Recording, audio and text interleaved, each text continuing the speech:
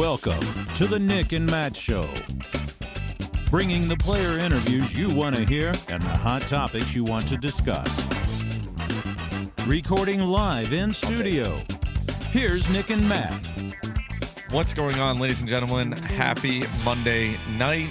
I'm actually live in studio in my old chair. That was my hand. Yeah, kind of wild. It feels funny because Evan, for the longest time, had taken over this chair. But I'm here, episode 108. We're hanging out, got awesome interviews lined up. Super excited for that. He was just keeping it warm for you, though. Yeah, That's what exactly. Evan was doing. And then he moved out. It feels weird. I got like a nice camera. I have a very nice microphone. And so it's just nice headphones and everything like that. I don't know. Definitely, it's different. Episode 108. This episode is presented by Cosmic Disc Golf. Go check them out at cosmicdg.com. I said something about them not selling retail anymore, but you can still go to their website and check it out. They've got things for sale, and you're going to want to check it out. Plus, they're doing something else really cool. Their website will have the information. Reach out to them for more.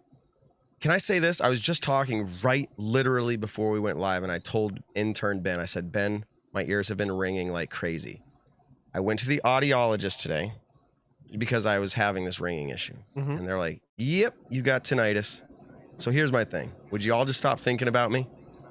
You know what they say? Oh, yeah. I just feel like a lot of people talking must about be you or talking like about me. Yeah. The MVP Open week was crazy. They're like, dude, look at Matt out there just running around. What a fool. Anyways, Nick, you were there. I was. But you weren't playing. Nope. You were enjoying and spectating. Nope, I was enjoying it as a spectator, which was actually a very, very nice thing. And no, I enjoyed it a ton, actually. It was definitely nice to take a week off with so much travel going on in my life the last 2 months. My body has definitely been not as healthy as I would like it to be. So it was very nice to just have a bunch of people at my house. And I think we had 7 plus my parents and me. So I think there was like 10 people at my house this last week. It was awesome. And just had good times, played a ton of Nintendo Switch with my buddies. And you were going to say you're having an issue with your ear going on right now. The only issue that I have is I'm annoyed that the Lord of the Rings Rings of Power comes out once a week and House of the Dragon comes out once a week. And so I constantly have to keep waiting for new episodes. And I'm not caught up on House of the Dragon this week yet. I'm actually going to watch it tonight after the podcast. And I keep seeing spoilers on Facebook. So I've had to not spend as much time on social media, which is actually probably a good thing. I also helped out at my old job today. So You're hustling. Yeah. Trying. Can we bring Evan up on screen? He's here. He can talk even when he's off screen. But Evan, it's good to see you all week. And yeah, look who's repping your hat now. Yeah, you look good, Matt. I gotta say, looking fabulous. I don't know about that looking good, but I'll take the compliment. You got on the Cosmic shirt. So, man, are you exhausted after a week of doing all the Statmando on the ground stuff? Like you were on location working your butt off. Yeah, I don't know how long I slept last night, but it was a long time and felt great. So okay. I worked from home all day today, barely left the apartment, and that feels great. I enjoy that. Okay. After a long weekend, of course. After a long weekend, of course. Yeah, someone in the chat was like, what's up with the weird background noises? If there's something that legitimately is standing out, and I say legitimate because I feel like we're not hearing anything, let us know. If more people say yes, then that's fine. So you were on the ground, Evan, and as you said, it was busy, and I was there, and I was almost more exhausted than I've ever been, even in playing a tournament. It was just crazy walking the course multiple times, both FPO, MPO, every day, all week through the rain and the cold and the wind. But we want to know, what did you come up with for a recap for us as far as the event goes? Share whatever you want. We're down to hear it. Yeah, I mean, Maple Hill is always exciting. You can always say that, and it came down to the wire in both divisions. As we know, Natalie Ryan takes it down in a playoff over Kristen Tatar, who has been maybe the best player of the recent memory in FPO. Natalie Ryan takes it down in a playoff, like I was saying, had an amazing tee shot on the first hole of the playoff, being hole 18. Had a parked upshot while Kristen Tatar was in circle 2. Almost made a big putt. Kristen Tatar, that is, and Natalie Ryan walks in and taps it in for the birdie to win the playoff. That's her second Pro Tour win of the season and her career. A huge moment for Natalie, and we'll get to hear from her later too. Was that the first playoff for Kristen and Natalie in an elite series, or like, not a C tier? Yeah, it was the first playoff for both of them ever in Elite Series or Majors. I'm sure they've been in other PDGA playoffs. I know Kristen has in some Euro Tour events. She was actually in a playoff with, I think it was Evelina Salonen, Paige Pierce, and Katrina Allen. I'll have to look it up. I'm sidetracking now, but there was some epic European playoff, but not an Elite Series or Major. And I asked that because when Kristen missed the putt on the 18th green, ultimately we see her reaction was like hands up, like I tried. Oh well. Yeah. Oh, I mean, yeah, and I think in her quote in the press conference after was like she gave it her all. Like she played fantastic. Just someone out there was playing better, and that was Natalie Ryan. And that's what the field is nowadays. I mean, I think we've seen the FPO field play a little bit below average besides Kristen Tatar, and she's dominated in these wins, and she'd probably get them anyways, but there hasn't been a lot of competition. And this week, Tatar was playing her best, but there was also Natalie Ryan, and there's also Paige Pierce in third place, who's only a stroke behind, who very easily could have been in that playoff too. I mean, there's so many strokes here and there over 4 rounds. We saw an epic display of competitiveness. I don't even know how to word it because it was so good all weekend. But on the MPO side, it was just as exciting. It came down to the final hole. We had 2 players on the lead card, a stroke behind Simon Lizotte going into the last hole. Simon's in the clubhouse watching on the 18th green, while Linus Carlson and Corey Ellis they were all tied up. I just said they were a stroke behind. So if either of them got the birdie, they either would have won or tied each other. If they parred, they would have gone to a playoff with Simon. If they bogeyed, Simon would be the winner. And we saw Corey Ellis maybe have the best drive I've ever seen on hole 18. He smashed that thing. I was there with the radar gun. He was 71 miles an hour on hole 18, which if you ever stand on hole 18, you're like, how does anyone ever throw max power on that hole because it's so scary? Yeah. He's in a perfect position. He's got thousands of spectators watching, surrounding that green, and he has the most pressured upshot of his life. And he's been there before. We saw him at D-Glow come down to the wire in a playoff. And unfortunately, his upshot just sails too far straight, doesn't get in bounds, and he has probably, what was that, like an 80 to 90 footer to tie and force a playoff. And he was so close, just like Kristen earlier in the day, hits cage, and Simon goes on to win from the chase card. I mentioned Linus Carlson as well. He hit a tree early on in 18 and kind of was out of it almost after that first shot. But this was so insane. There's 3 different cards with players who could have won through that back 9. And then Simon's in the clubhouse, like I think it was 3 strokes ahead when they were on like hole 14. And they knew they had to get birdies. Corey got so many birdies. Like, I mean, hole 16, the Kevin Jones slip ace hole, Corey had a fantastic shot and is parked for a birdie there. Hole 17, both Corey and Linus Carlson get the birdie. It was incredible. There's not even enough words to describe how storybook that inning was. And Simon Lizotte takes down his 4th Disc Golf Pro Tour event of the year. He becomes the 4th player to win 4 or more Pro Tours in a year, joining Eagle McMahon, Paul McBeth, and Ricky Wysocki. Ricky Wysocki doing it this year as well for the first time in his career, being Pro Tour specific. And how about that crowd? Because Simon is our adopted hometown kid of New England and Massachusetts. He lives not far away from Maple Hill. He loves the course, and the fans love him. And not that anyone was rooting against Corey, but when it was all said and done and Simon was the winner, I don't think the fans there could have been happier. I mean, the chants for Simon, Simon did his now iconic run around the green, high-fiving everyone. That place was nuts. Who did that recently? Where did I see that recently when someone else ran around? Ricky did it last week. Yeah, Ricky at GMC. I feel like that was weird, but that's just my initial take. It was weird, but it's a really cool moment, and it might be Simon's thing, but I don't fault anyone else for doing it when they win, because like how cool is that moment to have everyone cheering for you and going around high-fiving everyone quickly? You just can't beat that. Yeah, it was. When I say weird, I just mean I feel like that was Simon's thing. That's all I was thinking when I saw it. It's an exciting moment. Absolutely cool. I think we should. I don't know. Let's take a quick minute right now to just summarize your thoughts on when Ricky gave, and I think it was live, his speech for winning the points. He said, "This is the most." What did he say? This is like the biggest moment in my season. Yeah, I think he kind of just said like it was his biggest achievement of the year so far. Right. Which kind of, and I'll say this, it definitely caught me by surprise in the sense of like, you know, winning GMC was huge, first playoff event of the year. Winning 3 other Elite Series events throughout the year is an incredible feat. Obviously not performing to his best abilities at the 2 majors, or the 3 majors that we've played so far this year. And he played great at Champions Cup. I think he ended up getting 2nd place there to Dickerson, but not getting that major win that a lot of top players kind of pride their careers off of, especially the World Championships. I'd be very surprised if, say, Ricky was to win USDGC, if he would keep that same statement. But what if he had won Worlds? Would he have kept that same statement? But at the same time, that would also just show even more consistency that he's having throughout the year. So I guess you can't really think of it that way, but it definitely was surprising. And yeah, I'd be curious, like, say I'm going, Nick, yes or no? Had he won Worlds this year, would he have said that same thing when he got the points? I don't think so. Okay. I don't think so. I personally think if he won any major, that would triumph. What am I trying to say here? It would be a bigger deal. So he's just being consistent then, yeah.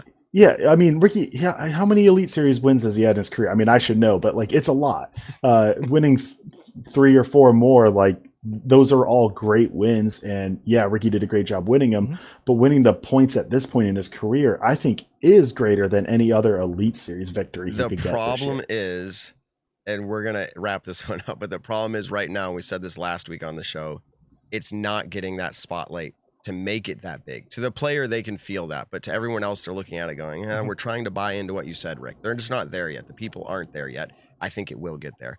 Let's take a quick minute to talk about this product, DG Max Wax. I say product, but it's a staple in my bag, and I'm not talking about a stapler. This is citradelic. The smell is amazing, helps calm you and bring you to your rest of your senses before you putt. But the reality is it's the grip enhancement. I get my fingers on this, and I have this perfect grip. It feels like a natural grip, not a sticky grip. And what was so funny last week, Nick, I threw this to Gannon, and I threw this over to whoever it was, Alden and Isaac and Big Germ. And I don't know if it was just the young guys, but they didn't know how to use it. So they're like, give me a disc. So they get a disc, and they're over there with this, rubbing it on the disc. Yeah. So you actually apply this to your hands, and the product itself enhances your grip, and it makes you feel comfortable. This is Evan's favorite, the Snap Stick. It's out of focus. Yeah, I got a tournament this weekend, and I'm out, so I'm gonna have to steal that tonight. There it is. Just by the way, Snap Stick. It's in. I told you I'd give it to you, Evan, but maybe I'll give it to Nick. Nick. I had dibs on it, but that's okay. Let's use it for the weekend. All right, I'll take it back after that. All right, sounds good. I'll leave it here for you. Okay, so we love that product, and Nick and Matt. So if you go to dgmaxwax.com, use code Nick and Matt, I get a percentage off, and you'll be supporting an awesome startup, which has really gone much farther than that now. And it's a product that you will be not sure how you lived without. That's kind of how I'll say that. Man, being on the ground, there's a lot more we can talk about for the MVP Open. Like, actually, we were all there all week. But we're going to get ready here in just a minute to bring on, for a first time ever, Natalie Ryan. And I just want to get something out there from myself, because we know there is a lot of conversation. Conversation is good. There's a lot of conversation surrounding the win this weekend. And I want to start out, I wrote this down because I really wanted to be sure that I communicated things without messing up, because I often say more than I want and mean more than I say. Something like that. I don't know. So here's what I want to say. In full disclosure and transparency, I would like to say that I've thought through the topic of transgendered athletes in competition a fair amount and haven't fully landed yet on where I stand. I'm not sure if I'll ever fully come to a resolve on this or an opinion. Because I talk into a microphone, thousands of you upon thousands listen to this. There isn't an opportunity for me to have this conversation with each of you directly, but I'm going to save my detailed thoughts for a time when you, the listener or viewer, show up and you ask them for them in person. There's a few things in life where I think it's good to be hard and fast and stick with believing something without having an openness to learning and changing. I'm not saying that we can't choose to believe something within our very core, but I am saying that we should keep an open mind to learning and understanding another perspective. People believe and do what they do because it makes sense to them. And we all do the same exact thing because it makes sense to us. If we aren't willing to learn and understand, then any discussion we have is purely one of trying to share what we believe. I'm laughing because I'm thinking of my marriage. In my marriage, if that's all, I did that for a long time. I was just constantly like, no, this is what I believe, and you need to believe the same thing. Mm-hmm. It doesn't work well. That's not how conversations should work. I do know with absolute certainty that I can choose to value and treat others kindly. Thanks to my wife, she's taught me that one. Treat everybody kindly, regardless of my viewpoints, even if those viewpoints are goals are different or actively in opposition to mine. And I'll do my best to continue with this effort. Some of our listeners may not like us giving a platform to those they disagree with, which is kind of funny because this Nick and Matt show is all about just getting people on that we disagree with, and then we debate about it later. But this is the platform. What kind of show would we be if we all agreed? As Nick often says, tell someone you love them. So I'm going to do it to the whole audience at once. I love you all. And with that being said, I hope that wasn't, a weird way to introduce to the show, because I hope she realizes she is worth it. And that's why we took the time to do this. Natalie Ryan, everybody, welcome to the Nick and Matt show. First time ever. How are you doing? I'm doing great. Thank you for having me. Awesome. Absolutely. Are you on your way down to, I'll say the USDGC area? Yes. Yeah. We're just south of Washington, D.C. at the moment. So we made a good bit of headway today. Okay. Are you on the side of the road like one of our FPO players did once, Holly Finley? We just saw the cars like boom, blowing by. No, not quite. We stopped for dinner. We're sitting in a parking lot though. There you go. Do you remember that, Nick? Yeah, oh yeah. Oh yeah. The car, the van was like shaking. We're like, I don't know how safe this is. So let's talk about it. You were able to secure your second win on the Pro Tour this year, and you did it in a playoff against the reigning world champion. Tell us what this means to you. It means just about everything it could possibly mean to me. I mean, to bring it home against the current world champ is something I never thought I would really do. I mean, she's played incredibly all year long, and I honestly, I thought she was kind of unbeatable. So to be able to pull it up and throw those clutch shots on that during that playoff, I mean, it's just, oh. Yeah, I mean, Kristen has been performing at an extremely high level. It's interesting to hear your opinions on, as your competitor, how you feel against that. So you said this in a social post, likely to go down, and I'm quoting you, as my best of all time. Are you limiting yourself here? Or are you just really kind of in that moment right now? I feel like I'm just a little bit in that moment. But I mean, honestly though, I don't know if there's ever going to be a moment where I'm, in a playoff against the current world champ and I succeed. So I genuinely feel like that could for sure go down as my best of all time. I mean, I'm not super young, so I only have a few years really to kind of keep pushing in the sport. So we'll see what I can do, but I don't know. Now, kind of going from a local FBO player in the Virginia area and now reaching your way out into the Pro Tour, this is your first time at Maple Hill, I would assume. How has that transition been, just in the sense of play level in the FBO division where you're originally from, and then coming out and actually competing on a full tour this year? So it's actually my second time at Maple Hill. I played it last year. Gotcha. So I did have a little bit of experience on the course beforehand. Nice. But coming from Virginia, a lot of the courses are, they're very similar design. They're very tough. They're, I would want to say that Virginia's got some of the best golf that's hidden around. You have to kind of look for it, but some of those courses are just incredible, and no one really knows they're there. So like moving those skills that I learned on those courses to the tour, I feel like is actually one of the more beneficial things I was capable of doing this year. Okay, awesome. I'm just adjusting your audio levels a hair on our side. I apologize. Some of the listeners were saying I messed it up, and we did. I'm just adjusting it, so we should be good now. I followed along for the final round. I'm sure you did see me. You were focused on the sport, but I was able to follow the full round. And I noticed the back and forth between three of FPO's most talented players, including 5-time world champion Paige Pierce making a surge from the chase card. I'm pretty sure I saw you checking scores. This is what I do as media. I try to capture what's on the ground and see what's happening. I'm pretty sure I could be wrong, maybe hole 14, maybe sooner, maybe later. And maybe that was after you threw OB on 14 too. Maybe you were like, what's going on here? But how aware are you of scores? Do you like to follow in on a round? Like, do you think it helps you? Like, what's your strategy? So I will typically ignore scores until about the last 4 to 5 holes, which is exactly what I did. You were spot on 14. I asked my caddy, my fiance, to pull up scores and tell me exactly how far ahead or behind I was at that moment.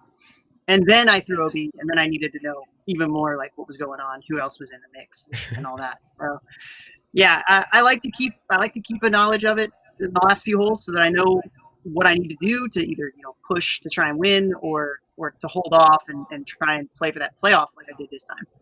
Okay, I will say I am impressed with at least the way you're coming off after throwing out of bounds or bad shots or missed putts.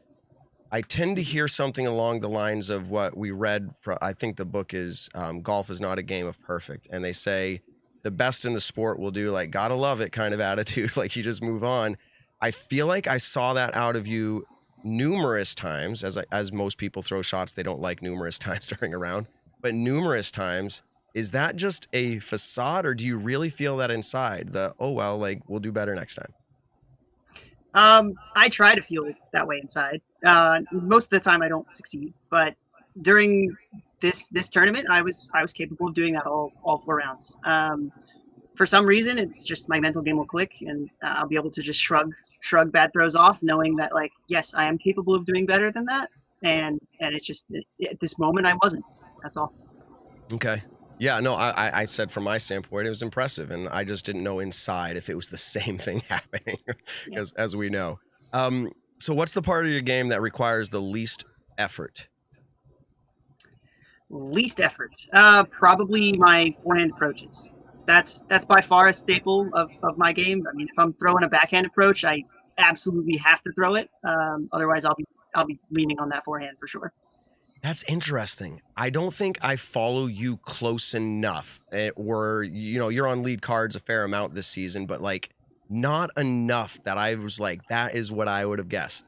But we saw in hole 18 and you executed it to perfection. And as I heard in your post-round interview, you knew that would put the pressure on, and it did.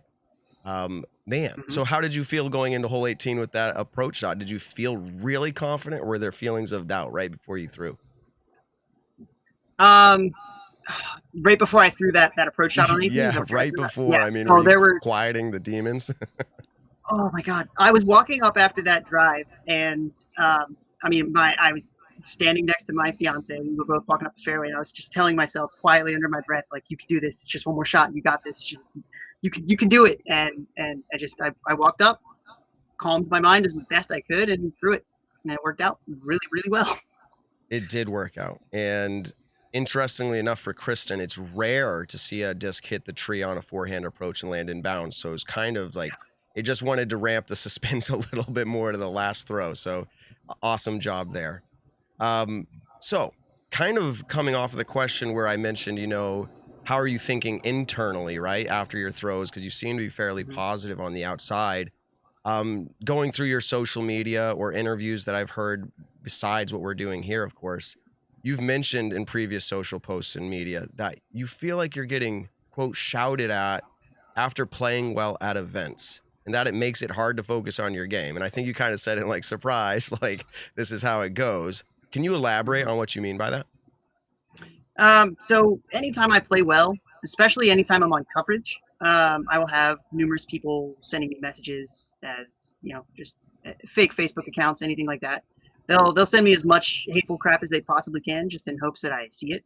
And I mean, as best I can, I try to avoid it, but like it's just not. There's so much I can't avoid all of it. It's pretty much what I'm referencing there.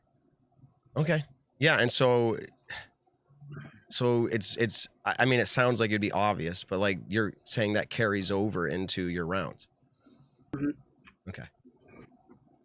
All right. Yeah, as much as I don't want to let it do that, it's hard to kind of drop everything at the door. You know what I mean? Oh, yeah, definitely. You're speaking to someone who struggles with anxiety and a lot of things as well. I mean, we all got our issues. I don't can't imagine even I can't imagine what it would be like even in that situation as well at the high level you're at. Nick has a question for you. I know in the chat it's come up a couple times actually. A lot of people, you were sponsored by Prodigy in the past. You're now sponsored by Neptune Discs. Some friends of mine actually out in the Virginia area. My company has done a lot of work with them clothing wise. And I just wanted to know, what is that sponsorship kind of entail? What is Neptune Discs for people who don't really know about it? And then how did that kind of sponsorship come about? So Neptune Discs is Virginia's first disc golf manufacturer. They're manufacturing at, in the home state that I lived in. So I kind of knew them personally before they'd really, gotten the sponsorship talks started and all that. They'd reached out at the end of, last year? And were, asking if I was going to still be with Prodigy or not. And I told them that I kind of parted ways with them quietly. And they approached me and said, yeah, okay, I'm fully on board. We're going to sponsor you. And, the rest was kind of history there. What was the rest of your question? Just kind of like, how did the sponsorship come about? I know they are in the future creating discs. I don't know if they have any that are officially out yet. I felt kind of the early releases of it, but just in the sense of, how has that partnership been and the support that they've given you throughout, being on the road this year? Okay. Yeah, they've got one disc out now. It's called the Squid. It's a driver, 11 speed, similar to a Wraith, kind of understable. But it's been released. I think the first run is completely sold out. They've got a second run planned, I think, in the near future. I don't know any specific details on that, but it will be out fairly soon, I think. And I mean, Neptune has been great for me. I mean, they've supported me in a way that I didn't think a disc golf company honestly would. Because I know them personally, so it helped a lot to kind of forge those relationships a little bit better than I could have with someone that I didn't fully trust at another company. I mean, they've been helping me all year on tour. I would not have made it this far if they had not, dropped everything and hopped on the bandwagon, I guess, at the beginning of this season. Okay. This question, answer or don't answer, that's how every question is on the Nick and Matt show. But have you ever had a conversation with any of the other FPO players? Have any of them shared their thoughts with you regarding this current situation that you're at in the sport? I mean, you're an open book, or at least that's what Drew told me yesterday when I was asking for the interview while you were busy autographing. Have there ever been any conversations like that? Because some feel one way affects it, some feel another way, but like those who you're competing with, have you ever been able to take that opportunity, or have they taken an opportunity to share with you? Some of them have shared, feelings of support, that they are glad that I'm here. I've never actually had anyone approach me and trying to tell me that I shouldn't be in the field. I know there are those out there that feel that way, but they have largely gone quiet when it comes to talking to me in general. But the supporters have been, there's been a lot of them, and a lot of that I didn't expect as well. It's been kind of sporadic. There have been a lot of people that have also said absolutely nothing and kind of refused to talk about it. But everyone's got, their own feelings on it, and I think a lot of those conversations end up happening behind my back, and I wish they wouldn't. I'd like to be included in those, but it is what it is. People don't really want to talk about something that makes them feel uncomfortable or awkward or anything like that. So interesting. Yeah, how you followed up the end of that, I can understand that. Is there any consideration, and maybe you'd find it weird, I don't know, to reach out and actually on your own kind of try to make those conversations happen? Is there any thought of that? I have talked with a few people about it. Not many, but the people that I consider friends on tour, I've talked about for sure. And I mean, the resounding opinion that I've heard is, as long as they kind of believe that, do what you want to do as long as it doesn't actually infract on any rules. They don't. For the most part, none of us are scientists on tour. Yeah. You know what I mean? Like, we don't know exactly what's right or wrong anyway. Like, I don't know entirely what's right or wrong because I don't do any research. So yeah. I'm following exactly what I've been told to follow, and the guidelines let me play. So interesting. Very interesting. I'm intrigued by your answer there. I think you probably heard from the green room my statement leading into this, where I said I haven't come to a resolution or a resolve in my head with the situation at hand, specifically regarding the competition. But to hear you saying, is it accurate to saying something similar along those lines? I feel like that's fair for me, Yeah. because I personally know what I'm capable of, and it falls in line with the FPL player's skills. And as far as that goes, I'm not going to be able to prove that to someone because they're just going to tell me, "Oh, well, you just held back." You know, like I can only do so much to prove otherwise. But like my personal experience tells me that it's fair. But I mean, other than that, like I want more studies done. I'd love for more information on this. It's just like no one's funding it. Yeah. So it's hard to really come up with a really educated answer on it. We need more disc golf rich people, maybe we can invest.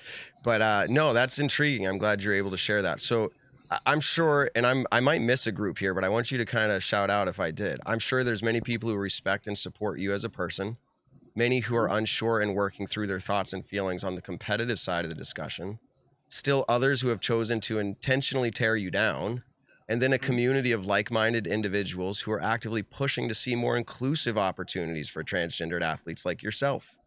In 2022, these are the opinions I'm seeing and hearing. Did I miss any there? I think I covered them all. You got them all. How do you think disc golf will look back at this time in its history? What's your hope for the future? I hope that it looks back on it and is... Honestly, I hope that they're a little bit concerned with how much hate there actually is in the sport. I don't even care about what it's pertaining to. I'd like to see the sport be a more inclusive place for literally everybody. It hurts to like see that it's not just about trans players. Like I've seen so many other things that are like talking about people of color, anyone that's different, and it hurts a lot to see that, and I really hope the sport doesn't look back and feel shame for that. Thank you for that answer. Yeah.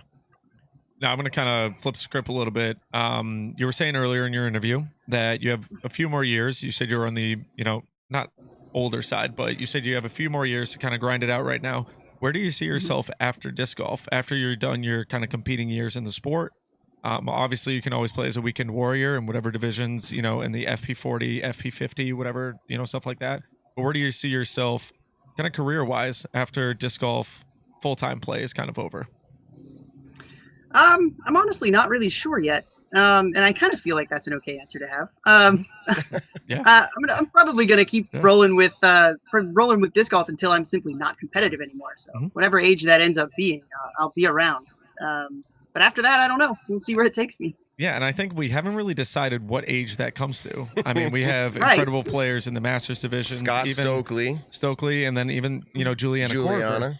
So, I mean, Owen as well, right? Yeah, Owen Scoggins has been. Okay, I didn't say Owen. I'm not saying anything about ages here. I just knew that Juliana hasn't been around for a while, and Scott Stokely.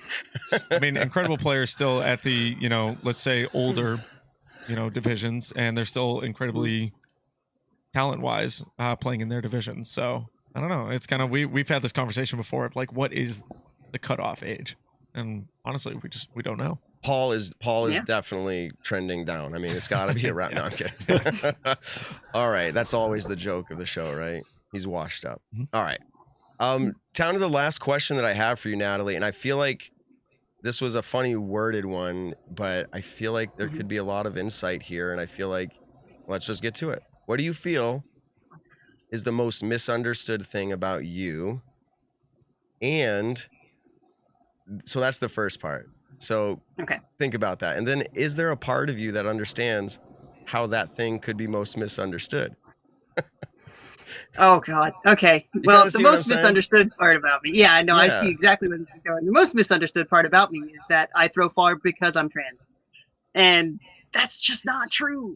I understand why people think that, but I've practiced so much more than most people have ever practiced in a field. And no one really believes me when I say that, but I mean, the entire first year that I played this game, I sat in a field and I threw as hard as I could every day for like 5 to 6 hours because I had a job that worked in the morning and I got off at 10 o'clock. So I came home, took a nap, went to the practice fields. And the only reason I did that was because my partner at the time, who got me into the game, threw like 410 feet. and I thought that looked really cool, and I wanted to do it. So I pushed myself in that field every day until I could, and now I can. But like I fully understand why people think that it comes specifically from me being trans, because like that's the one thing that makes sense that would, translate from that. But like when you really boil it down, like my form is great. Most people don't think it's good. They think I'm looking like I'm throwing effortlessly, and that's on purpose because my form is really good. But people think that like it's just because my power is easy to use, and that's not true. I throw as hard as I can on most shots, and it's really, really irritating to see people downplay how good I've actually practiced and to get where I am. Yeah, Nick knows. Like, there's probably been like 2 times I've thrown over 400 feet. Like that might be 2 times too many. Man. Yeah, I tried, and it was downhill. Like I've cleared Maple Hill Pond 1 time in my life, and that was actually probably like 6-7 years ago. It was like back when I didn't know what I was doing. I was just hucking as hard as I could. So, well, hey, I'll hop in for a Evan, second here. Sitting in the background, Stat Mando, by the way. Welcome. I'm not set up for this skinny camera. We were on the ground tracking, radar and distances on hole 1 all weekend, and so I just quickly pulled up round 4. And Natalie, you threw 57 miles an hour and went 428 feet, which is incredible. On that same car, there was Krista Tatar, who threw 54 and went 423, pretty much the same distance, just a few miles an hour slower. The card before, Paige Pierce, threw 58 miles an hour and 431, almost identical to your numbers. And I could go down more. I mean, Ella Hansen threw 58 and outdrove you by 30 feet. So there's a lot of cool numbers in there. And from seeing it firsthand all weekend, I didn't really see much of a difference from the top of the field. You all in the field, the top throwers, the top speeds, you were all crushing, and it was really cool to see. It wasn't Natalie sitting 10 miles an hour faster and 100 feet further. I didn't see any of that. It was incredible disc golf all weekend, and those are perfect. Thank you for that, Evan. Yeah, that's actually, it's great that you're there that weekend, because I think that definitely does open up the eyes as to what Natalie was just saying. Yeah, and I want to say that question, it was fun. It was fun to see your reaction as I got through the question. Like, well, I see where this is going, but in all seriousness, I mean, I'm happy to hear that. I didn't know where you were going to go with that, and I thought that was really insightful for our listeners and our viewing audience as well. Is there anything that you'd like to close out with? Anything you'd like to say? The platform is yours right now before we let you go. We've really appreciated it. Honestly, the only thing I need to say is thank you both for letting me come and speak my mind here and talk, because it's a rarity that I even really get that option a lot of the time, and for you to provide that for me right now it means a lot. So thank you from the bottom of my heart. As Absolutely. I said before you came on, I said, what would the Nick and Matt show be if we didn't bring good discussion? And I think someone this week shook my hand and said, Matt, I like that you ask questions that maybe others don't want to ask. And I like how you keep sticking to it until they answer. So people, our show, hopefully, I believe, is able to listen to this and hear it. Whether they agree or disagree with the whole situation, or whether they want to congratulate you or not. I mean, everybody's at a different place in their journey. As we all are. You even said that yourself. I am, Nick. Everybody here, the Nick and Matt show is. And we're just really, we're excited to offer a platform for anybody when it makes sense and when it can line up the show. So we're really glad you were able to do that. Just like you said, thank you to us. Thank you for making the time to come on. So we hope you have a good evening and safe travels, and good luck at the next event. Thank you. Have a good one. All right. Peace out. All right, everybody. Natalie Ryan. And by the way, I'm clearing my throat and stuff because I was screaming like at the MVP Open multiple times. Yeah. $1 million shot in times 2 nights, plus like Simon and others coming in the final hole. Yeah, My throat. So here I'm drinking like our last. Well, I'm gonna take it away really quick, because when Evan was talking about the MPO and FPO stuff going on earlier at the MVP Open, I did kind of want to bring up. So the FPO, went to a playoff, as we all know. Curious as to why they started on 18. I thought that was a little weird since they had just played that hole. I loved the idea of 1 to 18, especially because if people don't know, there's now a path going from 1 to 18. So I was curious why they didn't start on hole 1, which is kind of what I was expecting, but it brought this awesome finale to the tournament. And then on the MPO side, I'll say going down into that last hole, I was very, very, very surprised to see Corey Ellis throw a forehand zone rather than a buttery backhand, especially standstill that he's so freaking good at and that he just consistently does well all the time. It was very, very, very surprising to kind of see the thought process, I guess you could say. And then I think one more thing that I have to say on it is because I was watching on Live Network as well, and when Simon threw his tee shot in 18, I think he said like, "That's so freaking good" or something like that. Like he just knew it out of the hand that was such a pure shot. Simon, shake yes if that's what you said. Yeah, and no, I thought it was awesome. So it was really, really cool to. He said no. Yeah. By the way, he's in the green room, but we're just about to get him on. He said something of "That's good" or maybe not. Okay. He can explain it to us when he gets on. Let's do this. Hempfield Botanicals. I saw them at Maple Hills Pro Shop. This is not an advertisement for Maple Hill. But Hempfield Botanicals, they're packaged in a nice little box. I always got to get the focus for the ad here. Nice little box. It's green. It's got a nice little picture of some leaves on it. This is the Muscle Recovery. This is, I will say it's my favorite. It has the icy hot feel, and it's something that I go to after a round or two, or honestly walking the course 59 times this week. Applying it to the places that are just feeling a little overused or worn out. It helps me recover. You have the salve. Why do I always say that? Salve. Thank you, Nick. A salve for targeted pain relief. It's higher in the milligrams of CBD. Works for those places where, hey, I kind of stretched my ankle, rolled it a little bit, or banged my elbow on something. It's helpful there. And then Nick, your favorite. Should I do the application? The chapstick. No, not this week. I think we've done it enough live. That's the sound for our listeners, by the way. Now you can just imagine what that actually looked like. But Hempfield Botanicals, go use the code Nick and Matt. You get 20% off. If you haven't used this product before and you have another one, check this one out next time. Use the code, get a good savings, and support us. Support Hempfield Botanicals. Really excited to be working with them. Without further ado, if our guest is ready, Simon Lizotte, everybody. We're going to welcome him to the show. It's been a few episodes. I think we were on every 10 for a while, and I think we're on like every 50 now. So let's bring him in. Welcome to the show, Simon Lizotte. Hey. Thanks, guys. Welcome. What's up? How you doing? Exhausted. It's been a long weekend, of course. It's been long weeks, honestly, for my last couple of weeks of life. And today, again, 10 a.m. I was on the course filming for my big disc release coming up this week. Mm-hmm. 2 more weeks and then I'm done. I'm looking forward to it. Well, first off, congratulations. Absolutely epic way to win a tournament from the Chase Guard. And I think in your interview you had said, at no point, especially, after the first round, did you feel like you were even in contention to win the tournament? So to kind of hold up against, I would say, all odds, you only had a 3% win rate after going into the final round, I think. 3% win chance on UDisc. And to come out and pull out the victory is a pretty incredible moment, I would say. Yeah, I mean, it's kind of easier to win, I guess, when you never think you're going to win. Because that takes kind of all the pressure off of your back, and you just go out there and try your best. I mean, golf is, of course, a game where it's never over till it's over. Everyone knows that. And giving up is just never an option, even though it seems very tempting very often to just give up. Mm-hmm. But on my home course here at Maple Hill with the vibes in the gallery, there is obviously no giving up. So I go out there every day, try my best.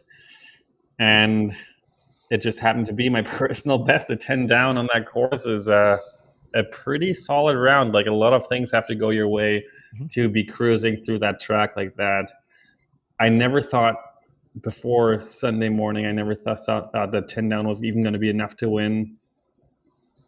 The way it went down at the end, of course, I think everyone's seen it, was a nail biter, and it came down to nerves, of course, on the 18th hole again. That green, man, as much as I just filmed a vlog today and I said that the position that Corey was in is kind of the dream, to be right there, to have the chance to win.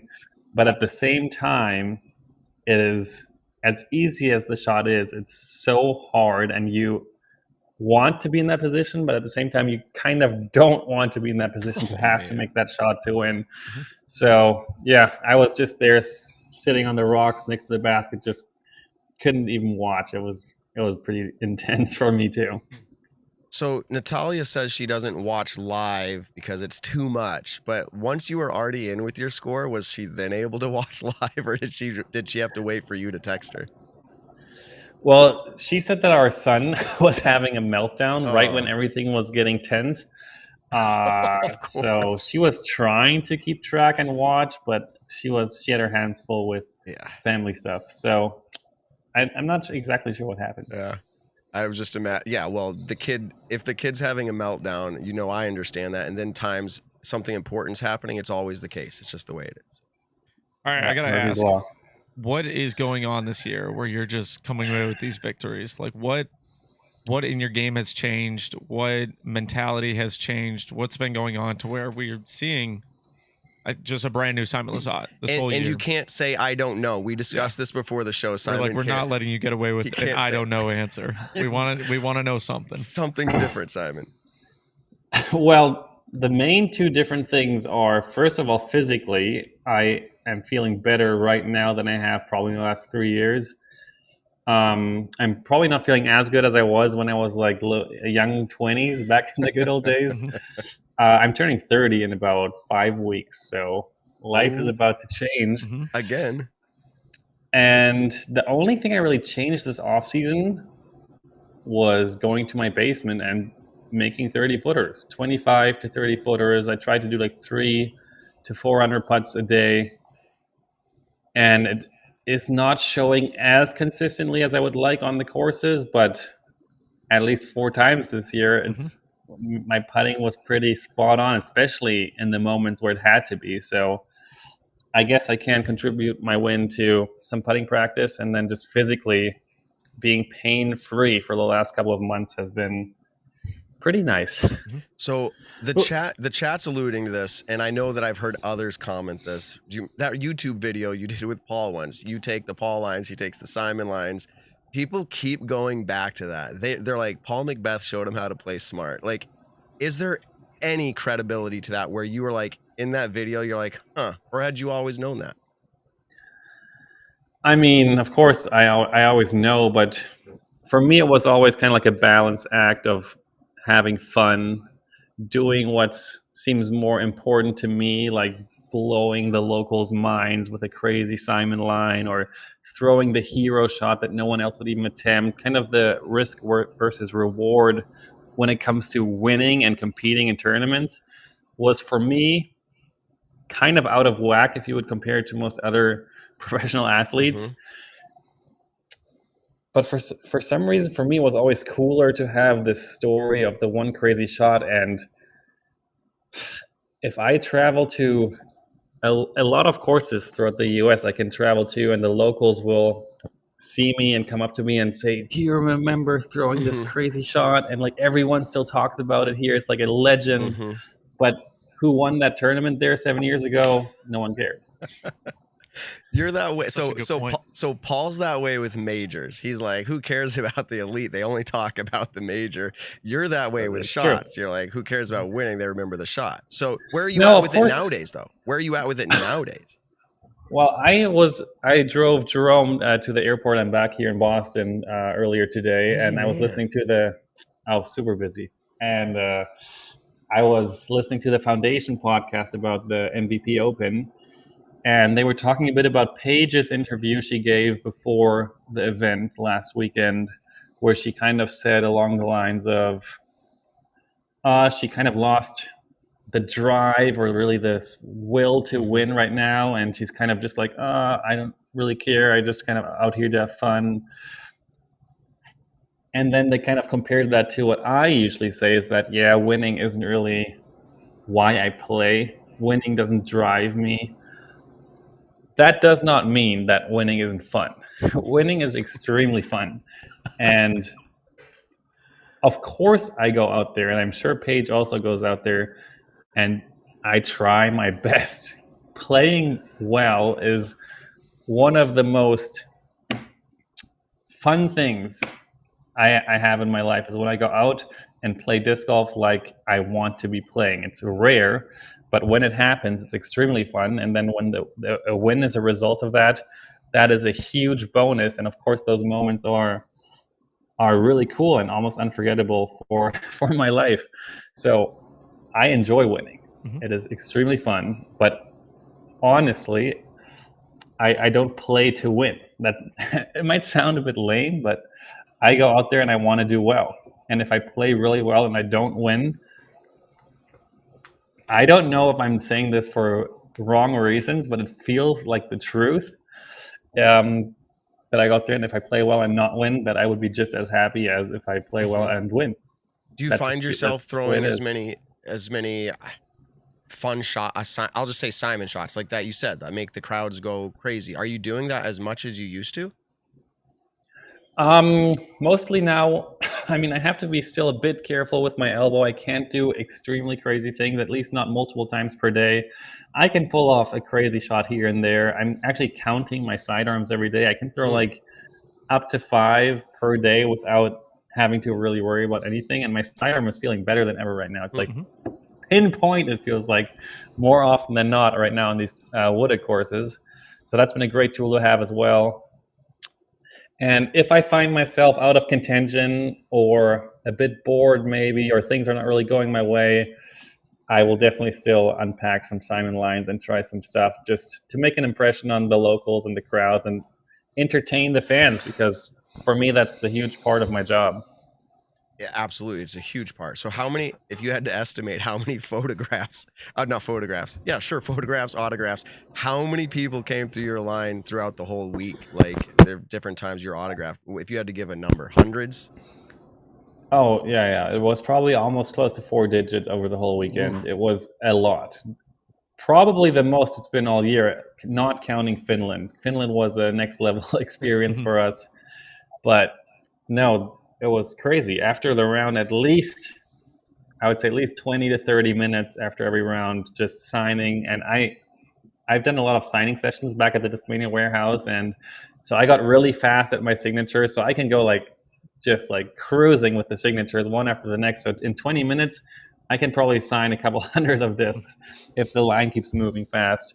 Even though Americans love the small talk, so every single person in the line has to get something in with me. And me being from Europe and being a bit more reserved as a German, it's really tough and mentally super exhausting to have a little interaction 200 times after a 4-hour round.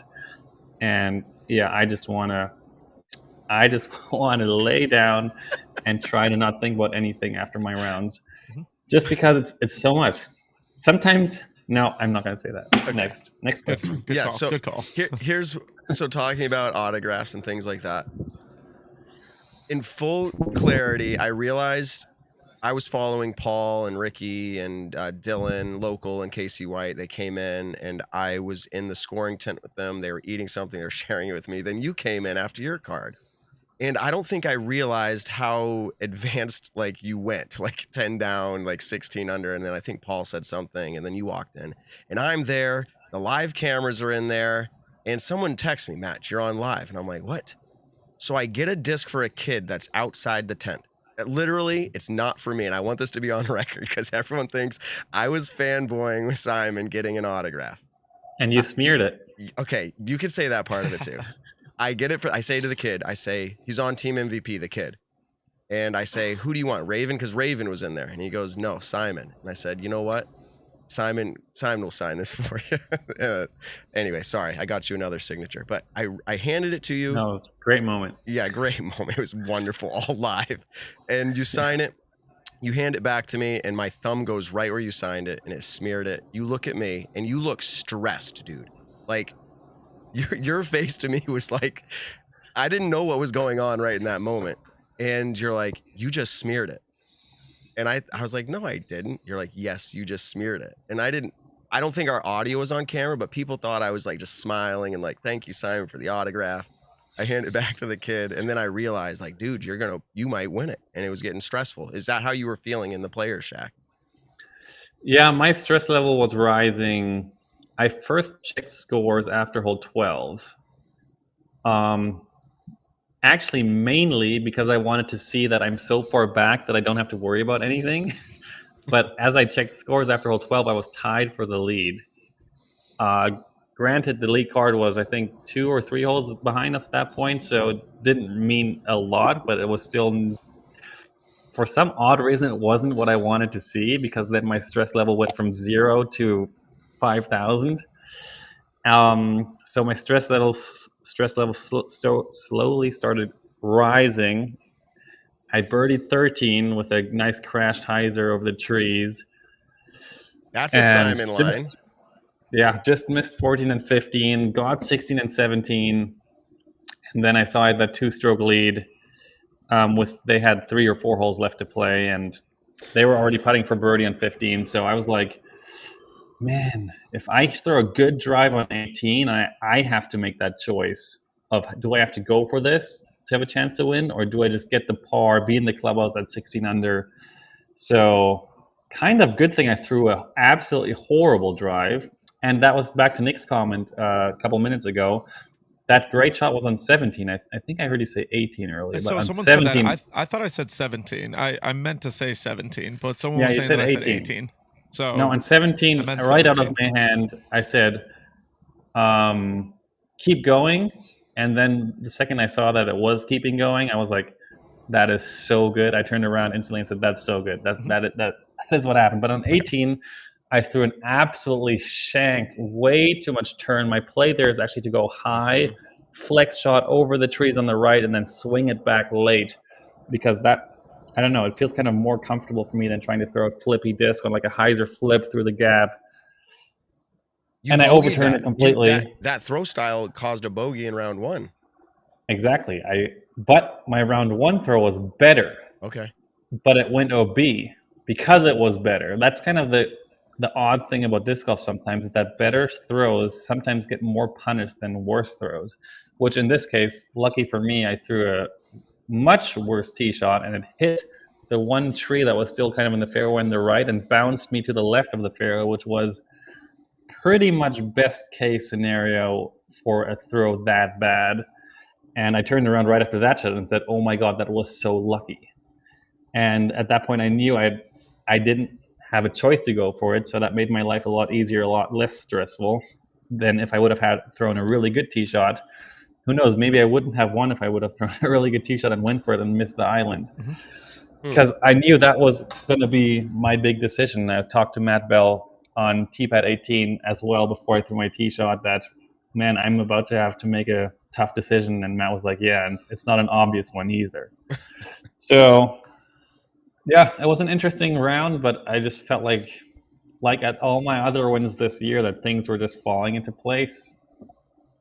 And as much as I don't really believe in the supernatural, when those discs are flying through the air and it's out of your control, you just can watch sometimes, and it's not, there's no explanation for what happens. Sometimes it's just unbelievably good, and sometimes it's just miserable. It's a back and forth. And Saturday and Sunday at Maple Hill, like, pretty much everything that happened to my discs out of my control was positive. So it is what it is. Now, talk to us about the environment at Maple Hill. It was the second playoff event, the final playoff event this year before the Pro Tour Championships. You took down the win to it, so that's an incredible experience in and of itself, but kind of the atmosphere in general. There was the $1 million ace shot that you were a part of. There was the 8 holes, the 14ers, like all these different areas of just kind of something that you don't see at different tournaments. Can you just kind of describe what the atmosphere is like at Maple Hill and how has it grown? Yeah, it turned out to be one of the most badass tournaments of the year, I think. Maple Hill always delivers, and I think this year it delivered more than ever. I think every change they've made to the course in the past year has been a great change. The course looks better, it's more challenging than ever, and it's getting more and more fair also as the changes come in. And for like a wooded track, it's definitely, I mean, everyone knows I've said this a billion times in my videos and on record that it's one of the best tracks in the world. There's no doubt, and it's really awesome to have that as a home course. What I was super, super impressed with the volunteers and the spotters. It almost felt like it was like above and beyond what they were doing for us. Like every disc was marked with a flag. I don't know if that was like the privilege of the lead cards and the late cards, or if that was for everyone, but I guess it was for everyone because I didn't see a single backup all weekend, which was crazy for a course like Maple Hill. Usually there's multiple holes there where you just sit around and wait for 20 minutes before you can throw. So overall, I can't even say enough about the gallery. It was the cheers I got on hole 1, extremely humbling. I don't know how to react to so much excitement and love towards me. So I guess I feel a bit embarrassed sometimes, but no, it's just absolute. It was a super pleasure to play. Hole 8 holes gets all different reactions, but I saw a lot of players this week embrace the love, and you'd see king of the 8 holes, Zach Benson. Shout out to him. You'd see him because I joined the 8 holes at one point this week. He does this like slow raise his hands, and then everybody at once clap, and it just keeps going as you're walking up. Did you embrace that? Did you like wave, take your hat off? Like what? How did you handle that? Yeah, I handled it all right. There's really nothing you can do as a competitor at that point. You might as well just embrace it. If you like it or you don't like it, there's nothing else you can do but just freaking go with the flow. And it's different. If you throw a good shot, you're going to love it. If you throw a terrible shot and double bogey like I did round 1, you're going to be like, oh man, is this really necessary? It's one of those things where if you're doing great, you love it. If you're not doing great, you think, maybe not necessary. But overall, I think it's a really cool thing. Okay, Emerson Keith threw into that floating advertisement on hole 8. You know, the birdie one. So he threw his shot into it. Now he's like, it might have skipped in, whatever. He doesn't know. But as he walked up, the gallery, the 8 holes, had collected money and literally paid him like well over $100. Like, here you go, Emerson. And he goes, I've never been paid for a bad shot. So they were doing both sides of it if they could. So that was kind of neat. I will say this in their defense. Anytime someone threw a B, they were still like, oh, all right, come on. Like, and they're still kind of like trying to cheer him up. But then when people hit the drop zone putt, they go ballistic. And when it comes to the cheering aspect of it, I super appreciate what they are doing. And I think it's really cool. It just, I don't know, it's a really, really cool atmosphere that I guess, Yeah, I like it. Yeah, the only issue is that on half of the course, you can get super razzed by the loud, sudden cheers and the frequency. And I've talked to players and they're like, I'm trying to time my throw and my run up or my putt with the cheers. And that's just another thing to think about while you're shot. And it's already so much going on, especially in these wooded fairways with so many people trying to watch. There's so many distractions going on. And if we're used to, or if we go out there and expect like standstill crowds, like no movements and no like complete silence would be ideal, of course.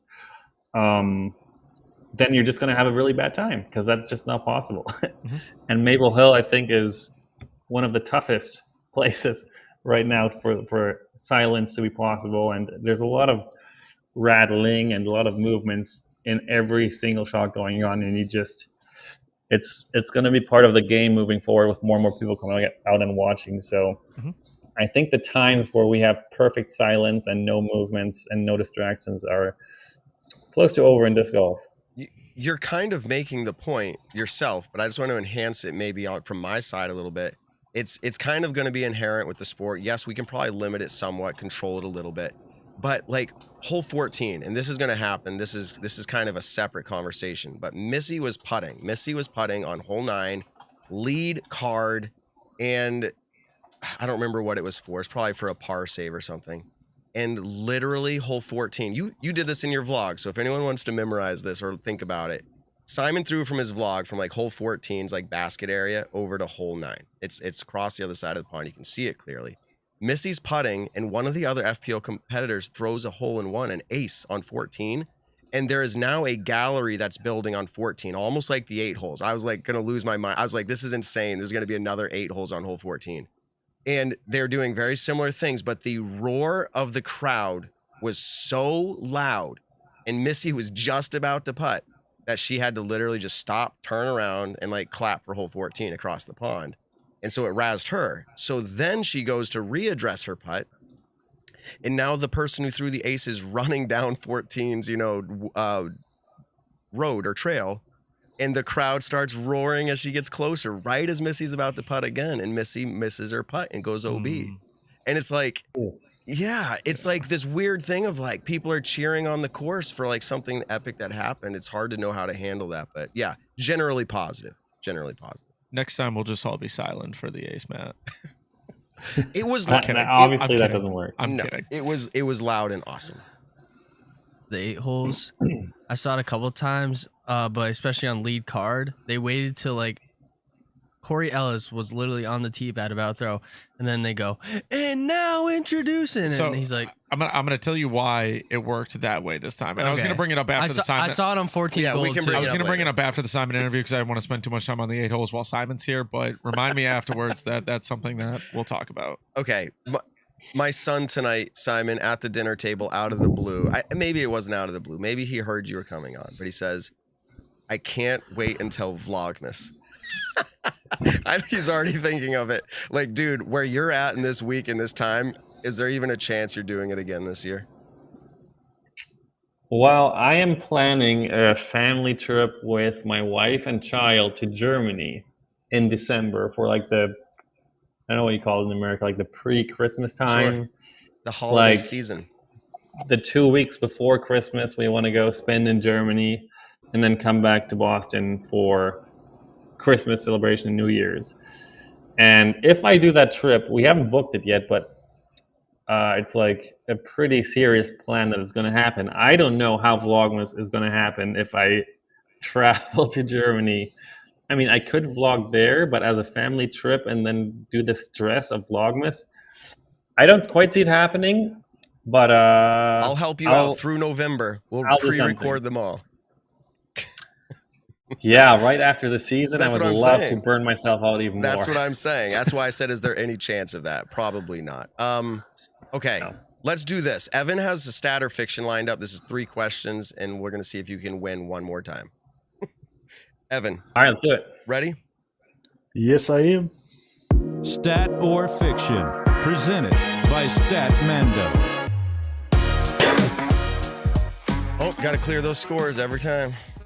Oh, come on, Here Ben. we go. Evan, take All it right, away. Simon, you know the game, so let's just get right into it. Stat or fiction number 1. Simon Lizotte became the 6th MPO player to win an Elite Series or Major from the Chase card. I feel like someone Simon would have already Lizotte told him this. Became the 6th MPO player to win an Elite Series or Major from the Chase card. I'm going fiction. I'm going fiction. Well, in that case, of course, I'm going stat. It's the gamer. I just want to say that it's going to be like he was the 7th player or the 5th player. I think it's like the 4th or 5th or something. It is going to be something like that, or it's the 6th. All right. This is fiction, and he's not the 4th, 5th, or 7th player. He's actually the 10th player. I thought that was different enough. I would have, yes. No, definitely. In fact, had you said the 10th, oh, I guess I would have said fiction. You might have thought it was fiction. He would have Yeah, I would have tricked you there. Yeah, exactly. Oh, So man, kinda I should have got done lucky. that. Well, dang it. But, to quickly run through it, I mean, we saw Eagle McMahon do it in 2020 at Idlewild, Colton Montgomery in the Shortened Waco event in 2020 as well, Matt Bellett, Delaware, Drew Gibson at 2019 Portland, Paul McBeth did it twice in 2015 at Beaver State and 2018 at Idlewild, Nico LaCastro in 2011 Texas States, Dave Feldberg at Skylands Classic in 2010. Also in 2010, Climo did it twice at the Sunshine State Shootout and Masters Cup, and the first time it ever happened at an Elite Series or Major was Steve Rico in 2008 at the Masters Cup. 12 total times, including Simon How many? at MVP. You said that fast. How many in this current decade? Like since what is it? 2012. 2012, that would be Paul twice, excuse me. So 1, 2, Eagle. 3, 4, 5, 6. So this is the 7th. Okay, still a fair So amount. Simon would be the 6th player this last 10 years. This is a Simon question. This is a Simon question or Evan. Do you think we're going to start seeing more because the strength of the field just keeps increasing? Anybody? No? All right. Next question. I mean, There's going to be more, but probably not many, no. Okay. All right. Good question. I think I think more, but not all the time. It's not gonna be an every week thing. All right, Evan, that was a good one, but we got lucky, me and Nick, I think. Yeah. All right. Should've Over in FPO, Deanne Carey finished, I believe it was tied for 4th, but picked up a top 5. The stat or fiction is Deanne Carey picked up her first Elite Series or Major top 5 finish this weekend, as in she had 0 before this event. This was her first top 5 finish in Elite Series or Major. I go first here, and I don't know why these are coming off as simple to me, but I'm going to say stat. Maybe I'm wrong, but that's how I feel. Simon. My first instinct was to say fiction, Oh, boy. and I don't know why, but I'm going to stick with the gut. I'm gonna go stat. Oh, no. No, don't do it to me. We got to play darts. Forget stat or fiction. All right, go ahead, Evan. All right. This is stat. Unfortunately, sorry to say it. Her previous best Elite Series and Major was 7th at 2021 D-Glow. She, however, did win the Resistance Disc Open, which was a Silver Series, but was not an Elite Series or Major. Well, it's always awkward to bring a guest on and start to just skunk them at anything, so I'll try. I like it. All right, More. go ahead, Evan. All right, here we go.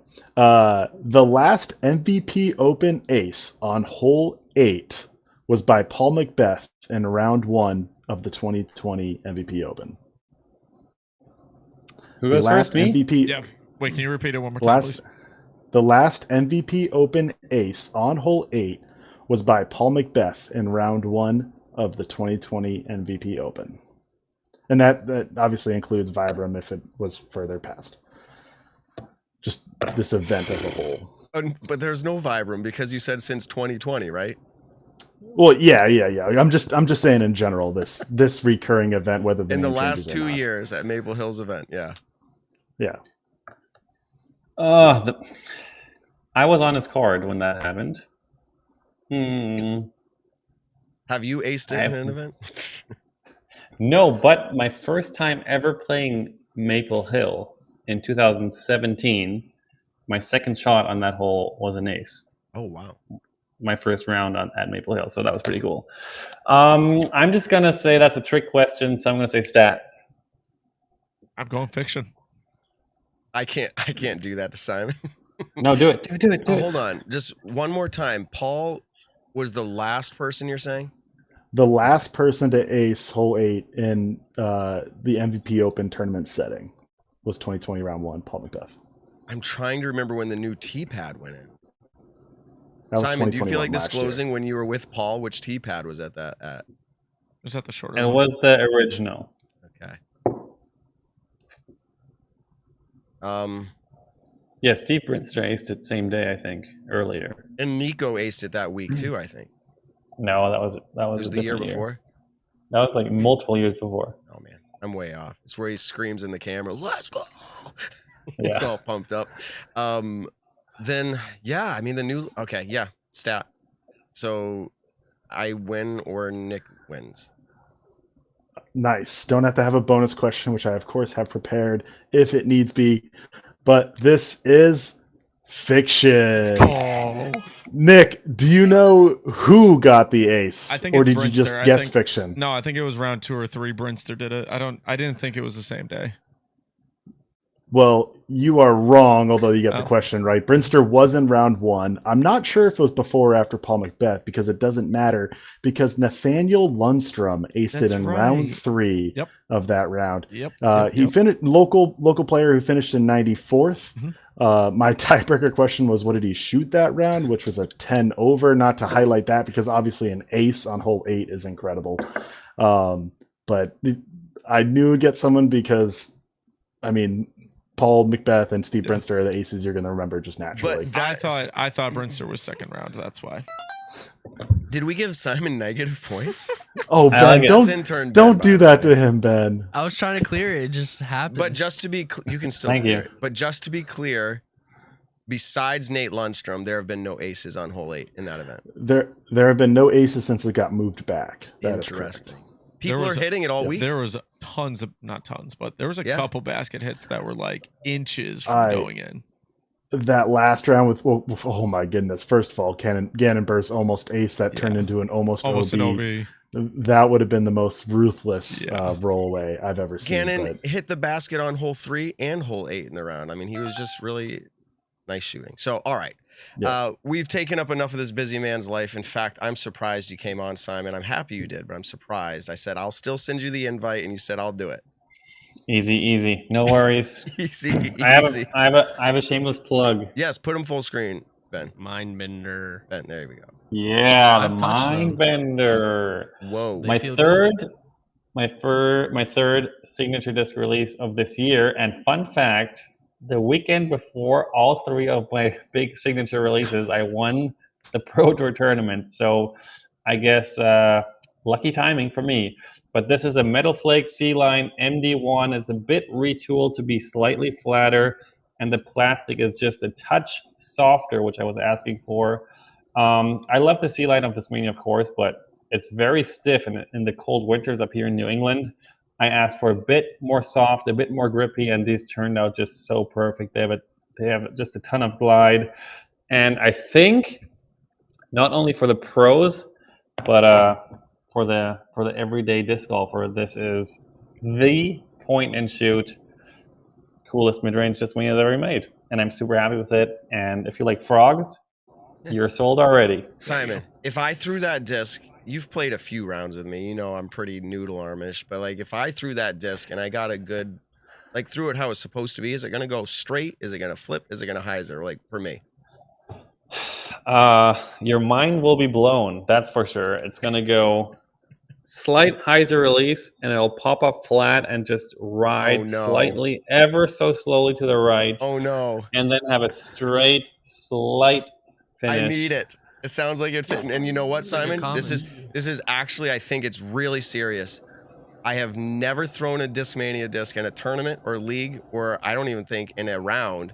I don't even have one in my bag. The way you just described that, I'm going to have to sneak over there and put it in my bag. That could be my very first Discmania disc. It sounds like the type of disc I'd like to throw. So that's awesome. Yeah, I just got done editing my vlog for the, I'm posting that tomorrow, and then the release is on Wednesday, the 28th, 2 days from now.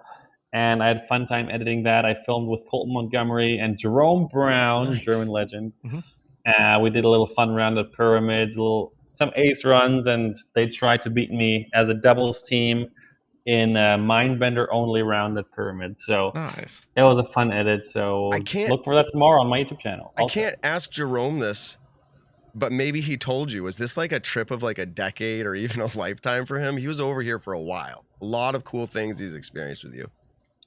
Yeah, he just finished his master's degree over in Germany, and he had some money saved up, and he said, Simon, I have a couple $1,000s saved up. I mean, we've been playing disc golf together since like 2005, 2006.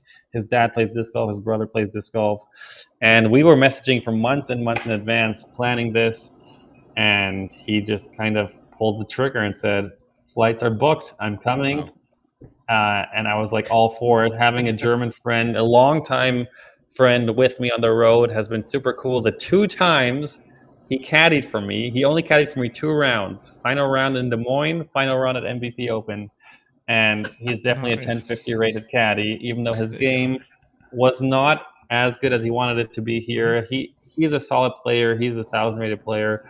But these courses for him were obviously something to get used to, because over in Germany, we don't really have anything like that. But no, the 2 months, 9 weeks total with Jerome here, I would do it again anytime. Hell yeah.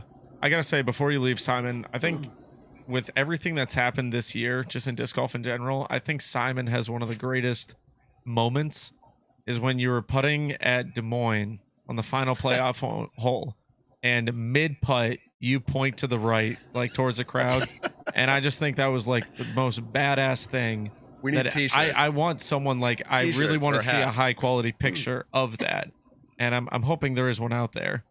But that was I think I've seen a good one. It was almost as badass as Albert Tam's first ever bazooka at the European Open. Yeah, because it was also kind of mid putt. I think yours was mid putt. Yeah, Yours was mid putt, and it was for the win at a playoff, like in a playoff at an Elite Series event, like an insane playoff too. Like, I don't know, for you guys both to just cash in massive birdie putts on 3, and then for him to get the Trump, what do we call it? The not Trump, the trunk gate.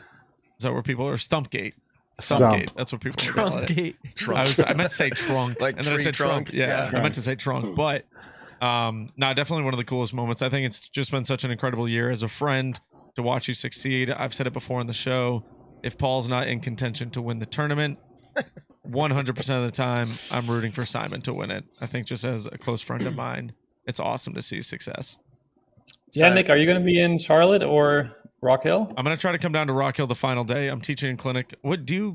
Before you leave, do you know what dates USCGC is? Does it end on the 10th? Yeah, It ends on the Sunday. Thursday and ends Sunday. It's like Which is the one 9th. day. Is it Sunday the different 10th than though? usual? It's Sunday the It's 9th. the 9th. Yes, It's Sunday the And 9th. it is. Oh, so I'm it teaching is a clinic on- Sunday. Okay. Nick, today is a Monday. Yeah, I No, know. no. Yeah, I thought I was teaching clinic on the 8th, but it might be the 9th. Anyways, I'm going to try to be down there for the final round. Very cool. But I'm in Massachusetts yeah. for another week and a half if you want to play some darts or disc golf. Dude, tomorrow night, Darts League, 7:30 at Half Moon Tavern in Shrewsbury, baby. Let's go. You just Can told I it go- that the whole world's going to be there now. Can I go to spectate it? Like, are they cool with that? Oh yeah, Sweet. I'll be there. it's a 7:30. bar. Anyone can go. Well, I didn't know I if, know. like, But the fact of the matter is we got a large Yeah. audience tonight who's going to show up now, Yeah. but that's okay. I'll be there. Okay. We Yeah, said one perfect. last question We need a gallery. literally 20 Hell minutes yeah. ago, but throwing for $1 million, was it just fun or was it kind of like, like whatever? Well, we got super lucky that the wind died down literally 10 minutes before we started throwing, so that was a bonus. So at first we were all standing up on the tee pad and we were like, this is literally impossible, which kind of made sense because it's $1 million in the disc golf throw. It's like, of course, it's going to be pretty much impossible. But as Albert threw his first shot, we all started looking at each other and we were like, whoa, this is actually possible.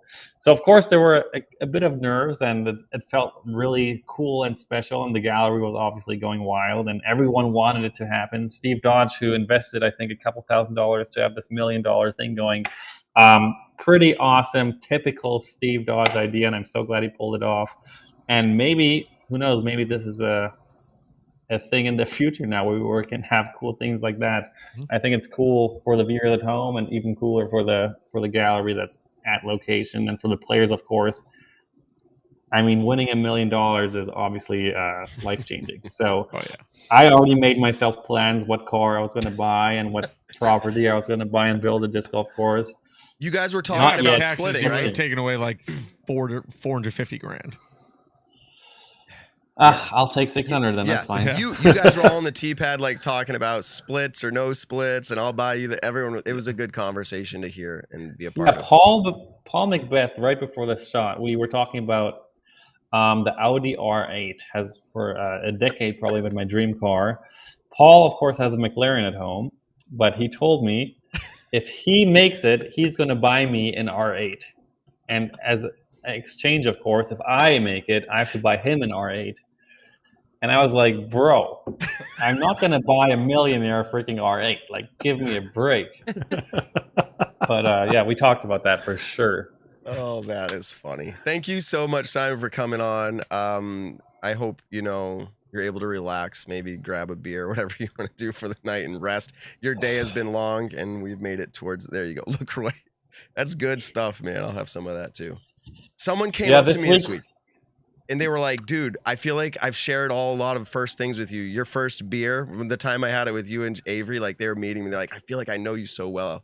I had your first beer with you. And I'm like, okay. Anyways, what were you going to say? We're sleep training our baby this week. And I've heard a lot of different theories, a lot of different stories on sleep training and strategies because, oh man, I've been with my family for about 3 weeks now. Yeah.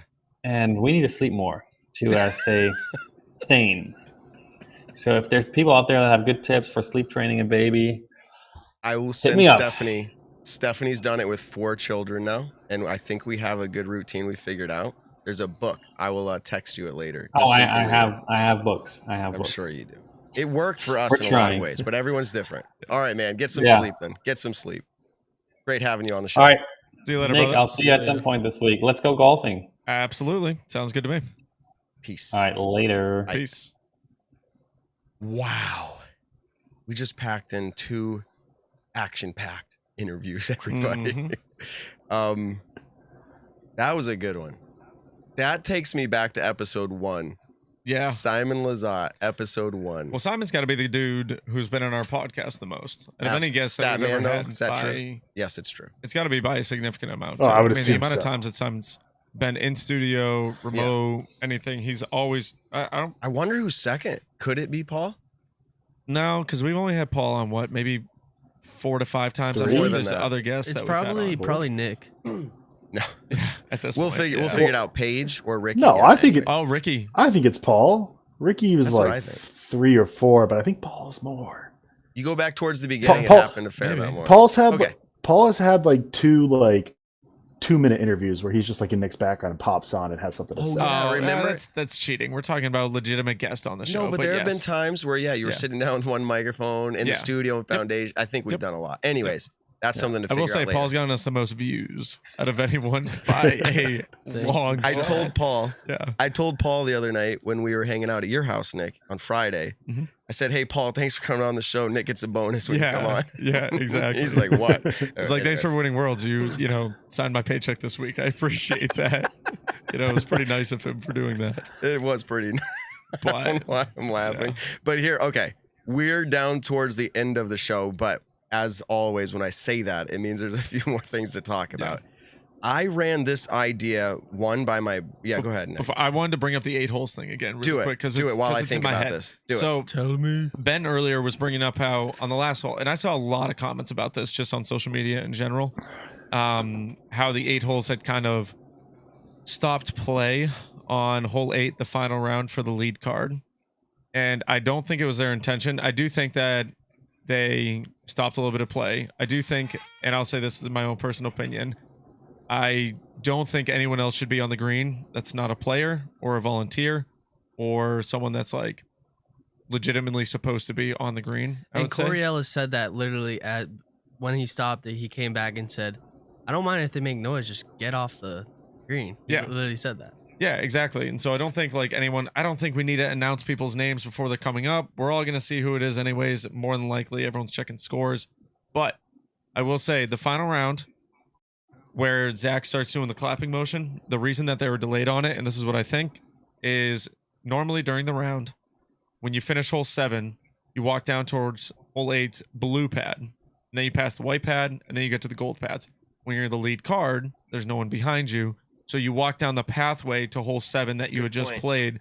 And so they didn't notice that they had finished the hole. And then all of a sudden, they were like, oh, dang, they're already on the hole right now without doing the claps That's or the answer. the introduction. I think that's the reason why That it has got to be. delayed.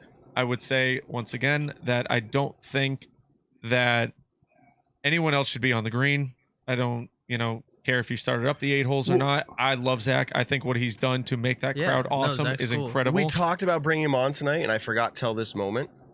I will say they're holding back, which sounds crazy, but they're holding back because they've had conversations with, I don't know directly Jeff Spring, but a liaison, and they've had conversations about what they were, quote, limited to. Yeah. And they had what are those horns called at soccer games? Like the big the horn? big Vuvuzela. Dude, Yeah. they had everything there, but they were holding back and weren't even doing that stuff because they realized there is a line. Yeah. I do think on the green is a bit much. When I watch the happy flag people running, I'm like, it's fun and festive, but man, I'd rather save it for aces or something like that. Yeah. This is every where, because I'm a fun guy, and I know there's a lot of takes where I've talked on the show that people don't agree with. I have opinions where I want to see the sport in the professional setting on the Pro Tour be as professional as it can be, because I think that ultimately brings in a lot more outside sponsors into the sport. I want to see the success of the tour grow. I want to see the success of these venues grow. I definitely think that there are some times where I'm big on, I love polos and pants or a nice shirt. Hugo That's just Boss. me. Dude, that sounds like a band. Golf pants. Polos yeah, and pants. exactly. And but then we still have people either wearing gym shorts or, like, and to me, that's just my own personal opinion. Like, I don't think it looks as good. That doesn't mean that it doesn't look as good. That doesn't mean that you might think it looks better to be wearing gym shorts out there. These are just my opinions towards it. But every so often, I know when I've like listened back to the show or like I kind of think about what I just said, I'm like, people probably think I'm the biggest fun sucker out there. And I'm like, I'm really not, because like I think the cheering from the 8 holes is the most badass thing in any venue that I've ever been to watch pro tournaments. As Simon said, it's both good and bad, but you hear it all over the course, and I love that. It's like hole 16 at Waste Management, the golf tournament. And I was talking to people about this. It's an island hole, par 3, and you buy seats to be in the stands at hole 16 Waste Management. And people explode. Like, that's just a thing. Like, if Paul hits an ace on hole 2 at MVP, the people on hole 6 are going to hear the massive cheer from the crowd, no matter what. So I think, I don't know. I love the 8 holes.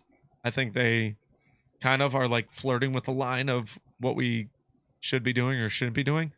But the idea of the 8 holes in general and just the enthusiasm that they bring, and then rushing over to 14, especially because Maple Hill is not. So that's where I saw it again. That's why I mentioned it, because it also happened. They rushed over 14. Gannon's leave out of tee, and now introduce. So I saw it twice. That's the only. But that's the only thing I would critique. Other than that, I think it's good. I'm gonna wrap it up. I got a text from my dad. He said enough about hole 8. Well, no, but for my 5 seconds, I saw James Conrad. Yes, I saw James Conrad. I saw James Conrad when he was getting clapped in. Literally wave and kind of do like I don't know if he took his hat off, but 2 times on the same hole. And I was like, James didn't love it last year. The fact that he did that this year, I'm like, they're starting to be used to it and come around to it. What do you think, Evan? I just think it's fantastic. And I want to reiterate what you said. Am I here? You are here. I felt like it was muted for a second. But no, you're it did that. I'm like good? Stop and like go. Yep. Go ahead. Just go ahead. Well, I think it's fantastic, and I just want to reiterate your point, Matt, that they're very aware of how loud they can be. I was on hole 1 all week, and last year, being on hole 1, you would hear them, I think, even more at like intros and whatnot. This year, I feel like they're a little bit more reserved. They had the clap. It still wasn't an awesome atmosphere, but they were also very aware that when their each card finished hole 8 and they'd walk over to hole 9, which is like 80 feet away, that they were quiet for that tee. They're very respectful of that. If a group was putting on hole 7, they would be quiet until they finished putting and they're walking over to hole 8. My point just being is, again, they're very aware. They know what they're doing at this point. They've had years of experience. But the rowdiness, I think you just can't match that anywhere, and I think it's such a unique scene. I think they're being professional about it. It's perfect. Not that you were necessarily saying anything bad about them. I'm just saying I love everything they're doing. All the changes they've done is backing. All right, enough on that. We do this every year, and everybody talks about it because it's fairly new, but it's starting to get used to it. Okay, here's my take on the playoffs. I had 2 opportunities this week to talk to the current reigning world champion about his perspective on the playoffs. I'm not going to tell you that he liked my idea, but I was able to go back and forth about what he thought might be important in regards to the playoffs.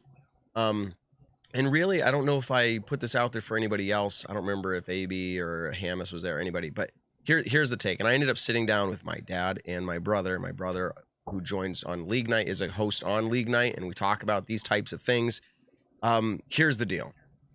Paul said on our show, he had no reason to play like the playoffs. There's nothing in it for him. Like, why?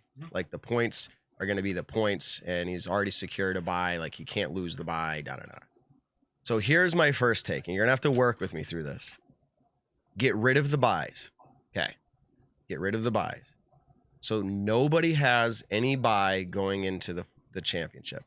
Here's why that matters first and foremost. So that way you have a reason to keep playing. Now, why do you have a reason to keep playing? Because points at the end of the point series earn you, and I know I said this before, but you got to work with me. It's a little different. Earn you a stroke advantage based off of your points. They're going to have some scale or some chart. So let's say Paul or Ricky for getting first, okay?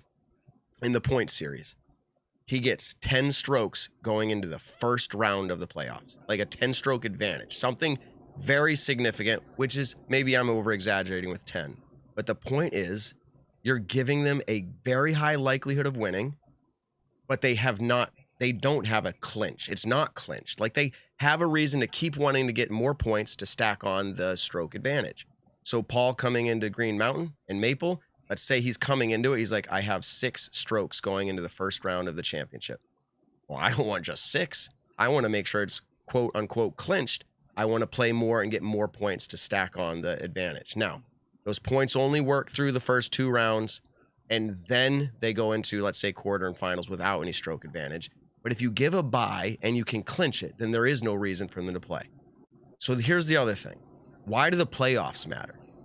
Playoffs, Paul says majors matter because they're worth more points, okay? In that sense, majors matter for other reasons, but they're worth more points. I said, so we can make playoffs matter just as much by granting, let's say, equivalent points or some other variation of it, but more points. And I would like to see it on a sliding curve for the playoffs. So if you do really well at the playoffs, you get a lot of points.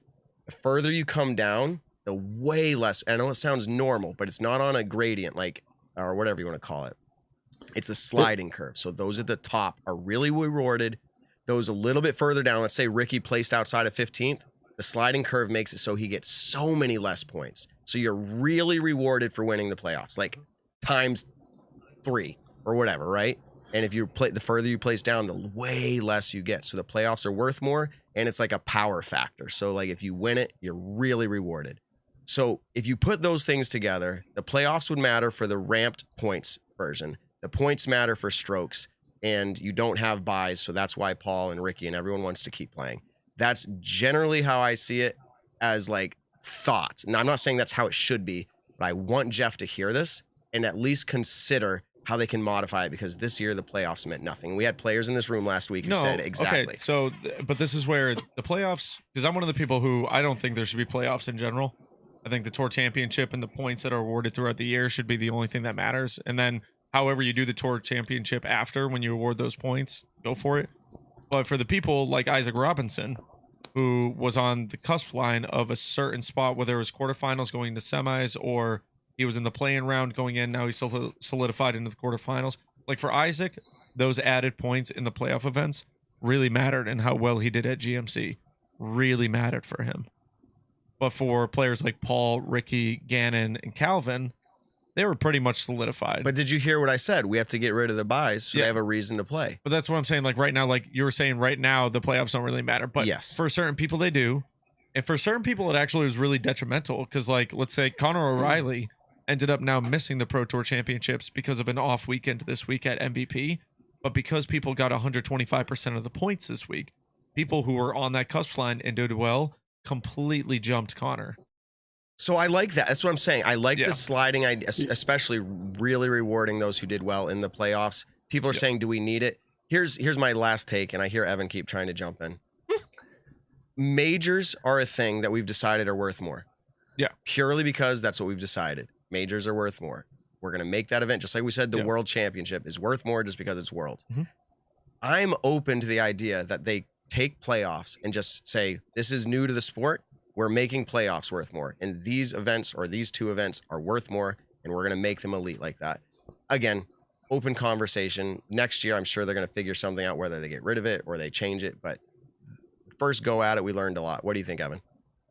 Well, I think the first thing I want to say is that playoffs didn't feel different to a lot of people because I think it was the first year and people are still trying to understand it and really feel, really understand and get to see in action how much points matter. And we did see it this weekend with Paul McBeth and Ricky Wysocki. Like, yeah, they each had a bye, but to get that number 1 spot, like it literally went down to the last hole. Like even though that Paul and Ricky were in the clubhouse, it went down based to on Gannon's everyone spot. else's. If Gannon, or I think it was actually Ellis. I think if Burr missed one more putt, it would have been it was okay. if Gannon didn't birdie hole 18, Paul would have won it. Do you want to know? Yeah, I'm not looking at it right now. That could be it. You can look at it. You can look at it. You know what was really interesting about hole 18's approach from Paul? And I was privileged to be able to stand there with Hannah as she was walking. And after he threw, Hannah looks at me and goes, do you know why that throw was important? And I'm like, no, clue me in. Because obviously, I mean, you want to do better in a round, but like, why was that throw actually important? And she's like, that may decide the points winner or not. Like, that's why we're being clutch here, and it happened. And I'm like, holy smokes! Like Paul in his mind is like thinking of that stuff like on the course. Wow. All right, Evan. Sorry. Yeah, so I think it'll come with time. I do think it was important to me. I thought it meant a lot. It won. I mean, it made rankings or the standings a lot easier to calculate because there weren't any dropped events. They True. meant more. To me, it was super exciting in the know, and we were calculating it live, hole by hole, like how it was shaking out. Like if this happens, then it's going to be Paul leading, and this is Ricky, and then Thomas Gilbert's right in the cusp, and he ended up just barely getting technically the last spot because Nico's suspended, and that was incredibly exciting while knowing what it was. And so if we get to a point where that's a little bit easier to see, again, I think that's great. But to your point of sliding scales, I was curious about that because it already is a sliding scale as the first place gets the most points, and then it goes on kind of a curve down. Was that what you're getting at? Make it more extreme. I'm thinking because I don't want to punish, because I do agree with. Okay, he froze up again. That in a general sense, I think that could be all season long as well. Yes, I guess the reason why I said that, I didn't want to continue this too far, but the reason I said that, the sliding scale, and make it more extreme is because I was trying to figure out a way to, and it's going to sound funny, punish those in the playoffs who didn't perform well. So like if Connor O'Reilly came out and had his like best finish of the year, really rewarded, but if like Paul really underperformed in the playoffs, like he gets like almost nothing.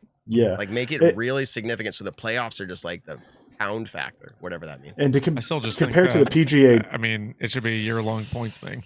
It is, but I know, ramp the playoffs. Well, like we call the majors worth more. I'm saying, so why not make a playoffs and say these are going to be worth more? Because the playoffs, because the majors are worth more for your career in general. Like the playoffs, make the playoffs that.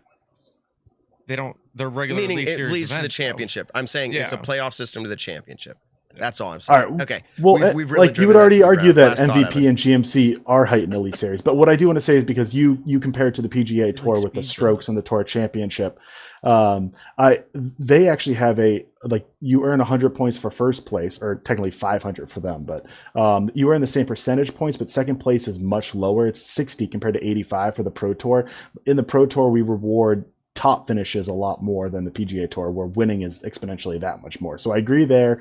The last thing I wanted to say is I do really like your idea for the Tour Championship, where it's almost like a 2-round stroke advantage, and then you get into the final either round or two, whether it's sudden death and the kind of the top 4 advance, and then it's an equal playing field there. I do fully agree with that. I think that's something that would be better. All of these things I added were for a reason. Like we were thinking about how to fix problems. Well, that reason was the fact that Paul says he doesn't think he likes having the buys because he doesn't get to play through the event.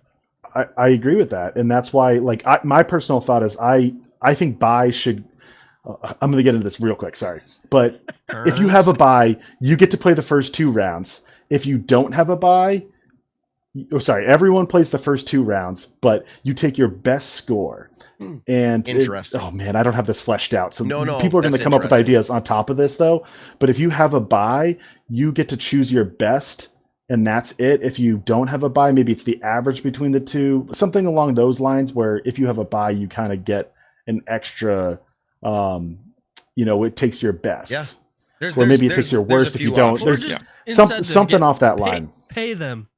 Give some incentives. Yeah. That's all you got to do. It's another idea. Pay them after the playoffs for a different thing. Like Ricky gets a 20 grand bonus from someone. I don't know. I mean, it's nothing to him, but it could be something. Oh, it's nothing? Something to someone. I don't think it's nothing to Ricky. Okay. I think he would enjoy 20 grand. I'm just saying, I don't want to say closing He makes thoughts, plenty, but one more topic here, and I am throwing this over to Evan because Evan was sitting there all week with a phone and a radar, not gun, but what is it? Radar detector, speed detector, whatever, for disc throwing out of people's hands off of hole 1 and hole 10 and hole 8 and whatever.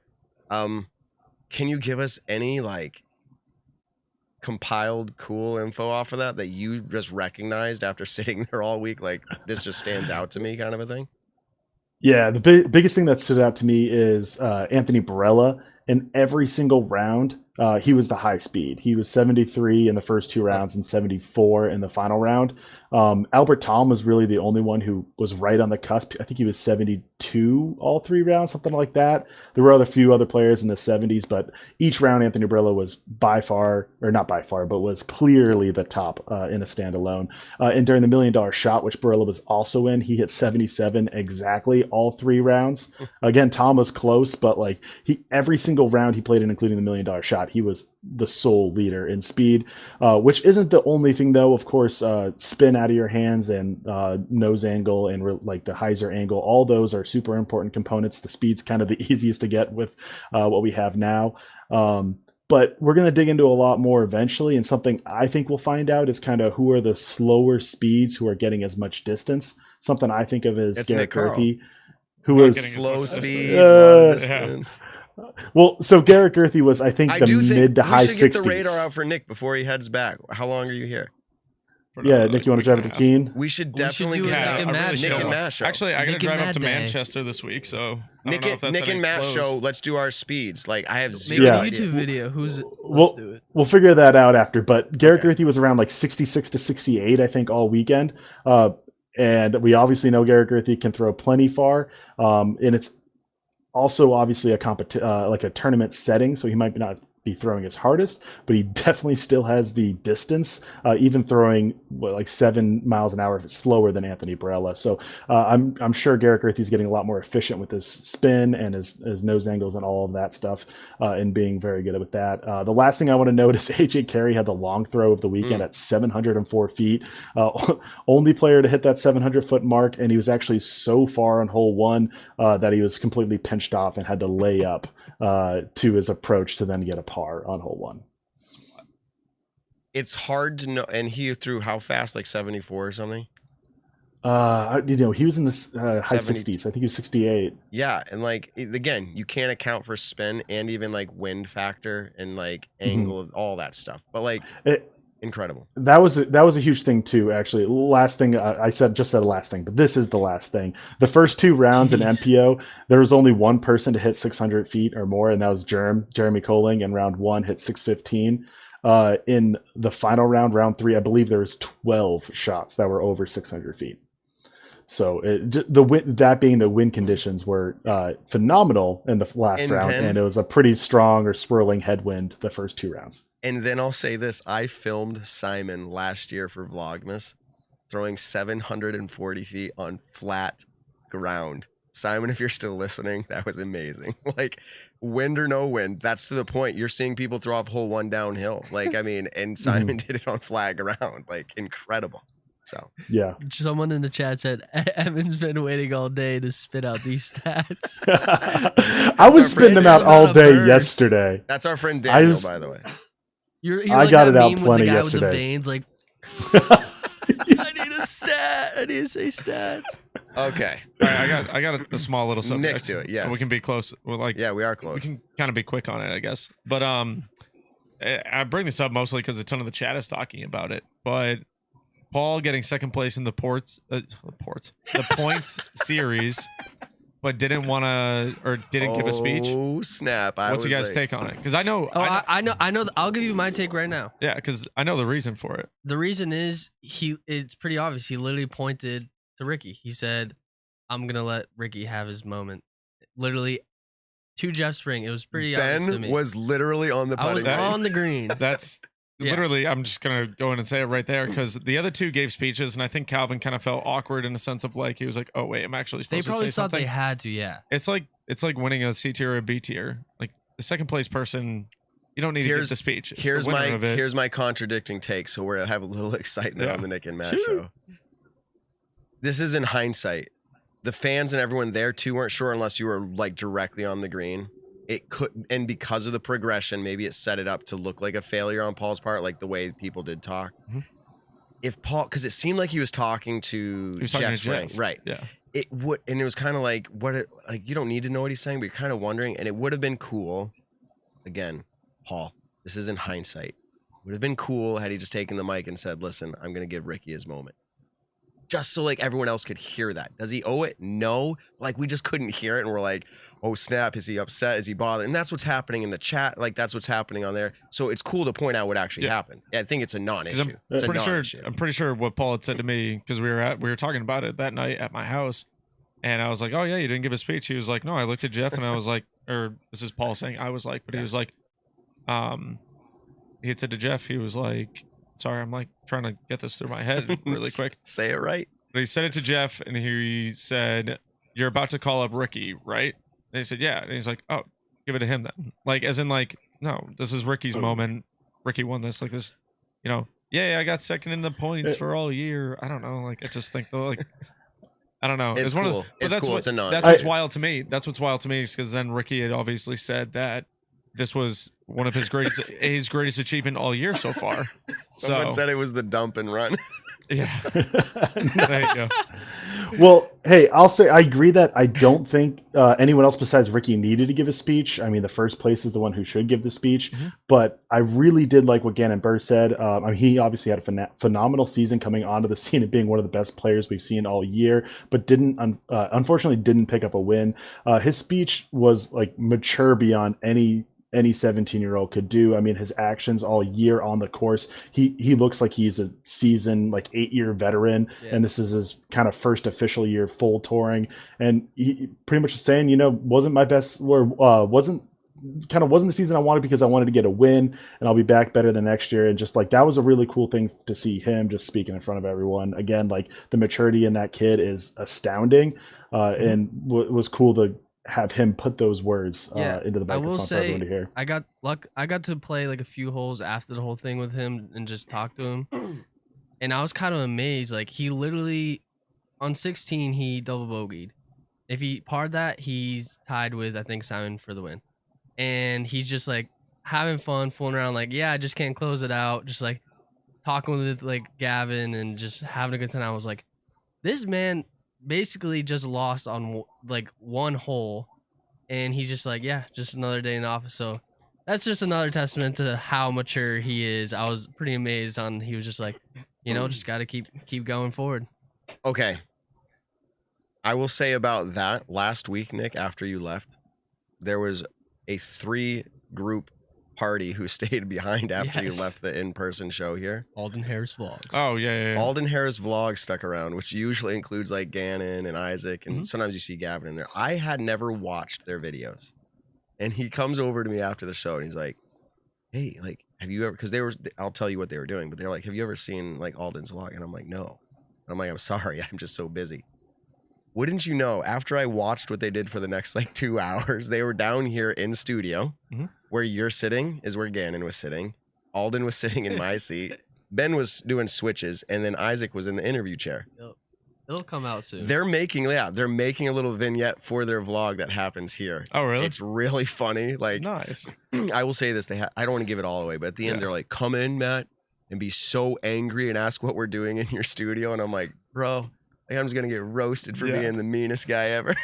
But it should be pretty funny. I will give their vlog or his vlog a huge shout out. About 12,000 subscribers, and I was very entertained. It's disc golf media content like we've never seen. Yeah, Nick, I'm telling you, I'm cracking up watching it. I didn't know he did that, so I kind of feel bad. No, I did too. Yeah, but once you go watch it, dude, you'll have to get through some of it. It's really funny. It's vlogs like you've never seen. I think they're all wicked nice kids. So yeah. So I want to say this though, is they get incredibly good views. Alden's vlogs. He doesn't have enough subscribers though. If you like watching his videos, or if you've never watched him, and you see the one that will be coming out probably about the MVP Open, give him a subscribe as well. Yeah, well, absolutely. He's like, I'm gonna shout out Nick and Matt all the time. I'm like, no, dude, you're fine. You're doing great. So that was fun. And then about 11:45 p.m. This is like a tournament night, or like before the tournament. Like, are there any pizza places open? And I'm like, bro, I know I'm only 37. I got 4 boys. And you know how Simon was like, I'm trying to figure out how to sleep. Yeah. I'm like, we're about to go for another round at 11:45 tonight with pizza. I'm like, they're young, man. It's crazy. Gannon's awesome. It was cool. If you're listening to this, guys, we absolutely loved you, and we're just razzing on you right now. So, all right, getting ready to close it out. One shout out to Mike Schwartz. He comes out of the New York Capital Disc area. He set up a lot of the volunteering for the Disc Golf Pro Tour at this event specifically. He organizes it. He runs a lot of that. He does stuff, I think, maybe with payouts. He does a lot for the Disc Golf Pro Tour. He flew out to Vegas and all that. So shout out to Mike Schwartz if you're listening. Good job, Mike. It's always great seeing you there. All the volunteers at this event being on the ground, all the fans, Nick, of the Nick and Matt show, out there shaking hands, saying, keep it up, awesome job, good stuff, love this, keep it. Like, it starts to get a little bit overwhelming. I can only imagine what it's like to be Simon. If I'm getting 0.001% of what Simon gets, like, how you must feel so overwhelmed with, like, so many people like what I'm doing. Yeah. It must, anyways, different life. So shout out to you, Evan. You were there all week. Statmando, I appreciate the hat. I've been wearing as much as I can. I have one last thing. And Nick, this is your one last something thing. we don't have to. Yeah, this is actually my one last thing until I think of my next one last thing. But, and this is also something that I've been reading the chat all night. It's kind of nice that it's just right on my right-hand side. But a ton of people earlier were talking about the camera shot of Corey in the Sap House. And a lot of people were saying how kind of like incredible of a shot that was versus how they shouldn't have done that. And now I think showing that for a brief second or a few seconds is a pretty awesome is the wrong word, but I'm trying to say like almost powerful moment where you see someone just kind of like in a massive vulnerable state of, you know, he had this opportunity, it slipped by him, but we've seen that a couple times out of Corey now. Corey's not going anywhere. He's an incredible player. And I honestly think that that kind of shot of him at the end right there was a really cool aspect of just a player who's so incredibly kind of like in love with his craft. And I don't know. I just thought it was awesome. It didn't remind me of this moment, but another moment that I can think of where like, why do you have the camera on this person? If you've ever seen The Last Dance, the Michael Jordan series on Netflix, and one of the episodes, it's after Jordan wins his NBA championship the year that his father passed away. And it's him kind of like on the ground crying because this is the first time that he's won since his dad passed. And it's just kind of like, why the hell do you have a camera on this man? Like, this is the most vulnerable that someone could get, and you're just airing it out like that. But when you watch this series, it's like, oh my God, like what a powerful moment that actually was. And like, I don't know. I thought it was really cool that I don't know. Like, I don't think it was the worst thing in the world. And I'll say this, I think they actually did it in a sense the right way because they weren't in that room with Corey. Corey might not have even known that that camera's on him. In a sense, like, they weren't in his way. He, you know, wasn't there to kind of like slap it out of the face or something like that. Like, I'm just saying, like, I think they were at least respectful in that regards. But at the same time, I can see why people are upset about it. It's the timing. Yeah. I don't know. I was there in person, so I didn't see that. I'm gonna have to go back and watch it. So anyone, I'm not commenting on this directly because I wasn't there. But what the chat is saying, and I'll look for, is the timing of it. Like, Simon was running around high-fiving, and they cut to like Corey. So, and you know, but that's powerful. I haven't seen it, but I'll say moments like that can be powerful. You can change it. So. Can we just say that this is crazy? Simon has won 2 Elite Series by people, backhand dominant players, trying to go for a forehand on their last shot and throwing an OB. Oh, you're talking about Garrett at Portland? How crazy is that? What a stat. Oh, yeah. I forgot about that. Well, hey, you want another stat? Statmando Carl, whenever he's at an event, Natalie Ryan wins and Corey Ellis loses in unfortunate fashion, being D-Glow and MVP. So D-Glow, yeah. Natalie Ryan, hire Carl and bring him to each event, and Corey Ellis, make sure that doesn't happen. All right, we talked about a fair amount. Obviously, we haven't talked about every disc golf topic, or else it would be a 6-hour show. No, we'd be longer than that. But so we did a lot tonight. Go out and check out our sponsors. Thank you to all of them. Again, presented by Cosmic Disc Golf. This episode 108, CosmicDG.com. And, man, I'll just say it again. Thanks for all the love out there. It was spectacular. The people who listen to our show like to go to tournaments. And so when I was at the tournament, that's the people who listen to our show. I want to say thank you very much. If I could shout out all of your names, I would. But it was great to meet all of you. I have the visions in my head of the fist bumps and the faces and all that stuff. So I really do appreciate that. Yeah. All right, I guess we're to that point, Nick. I'm going to shout out Daniel really quick, long-time listener. He goes, the thrill of victory and the agony of defeat. I think that actually perfectly sums up that moment. Anyways, thank you everybody for tuning in this Monday night. What an incredible show. It's incredible to be back in studio this week. It's incredible to witness history at the MVP Open. Just so many awesome things. And we still have 2 massive events left on the year schedule. And then we're kind of heading into the off season. Pretty excited about that. So don't forget to like, comment, and subscribe. Don't forget to check us out on all your favorite podcast platforms. We are there. Leave a review if you would ever so feel inclined to. Tell someone you love them this week. We'll catch you in the next one. Maybe our audience isn't as big as like the Pro Tours, but man, our chat was pretty good tonight. And I wanted to say we've got a good chat. And I just want to say thank you to that. I shared my heart about how I felt on things without sharing what I actually think. We can all agree to disagree and like and love each other. As Nick said, tell someone you love them. I'm going to... Ben, I just say you're awesome. I don't say I love you, but Ben, you're awesome. Nick, you're awesome. Evan, you're awesome. Peace out, everybody. Peace. The Nick and Matt Show, a disc golf podcast designed for you, the disc golfer. Find the Nick and Matt Show on your favorite podcast platforms or join the conversation live on YouTube.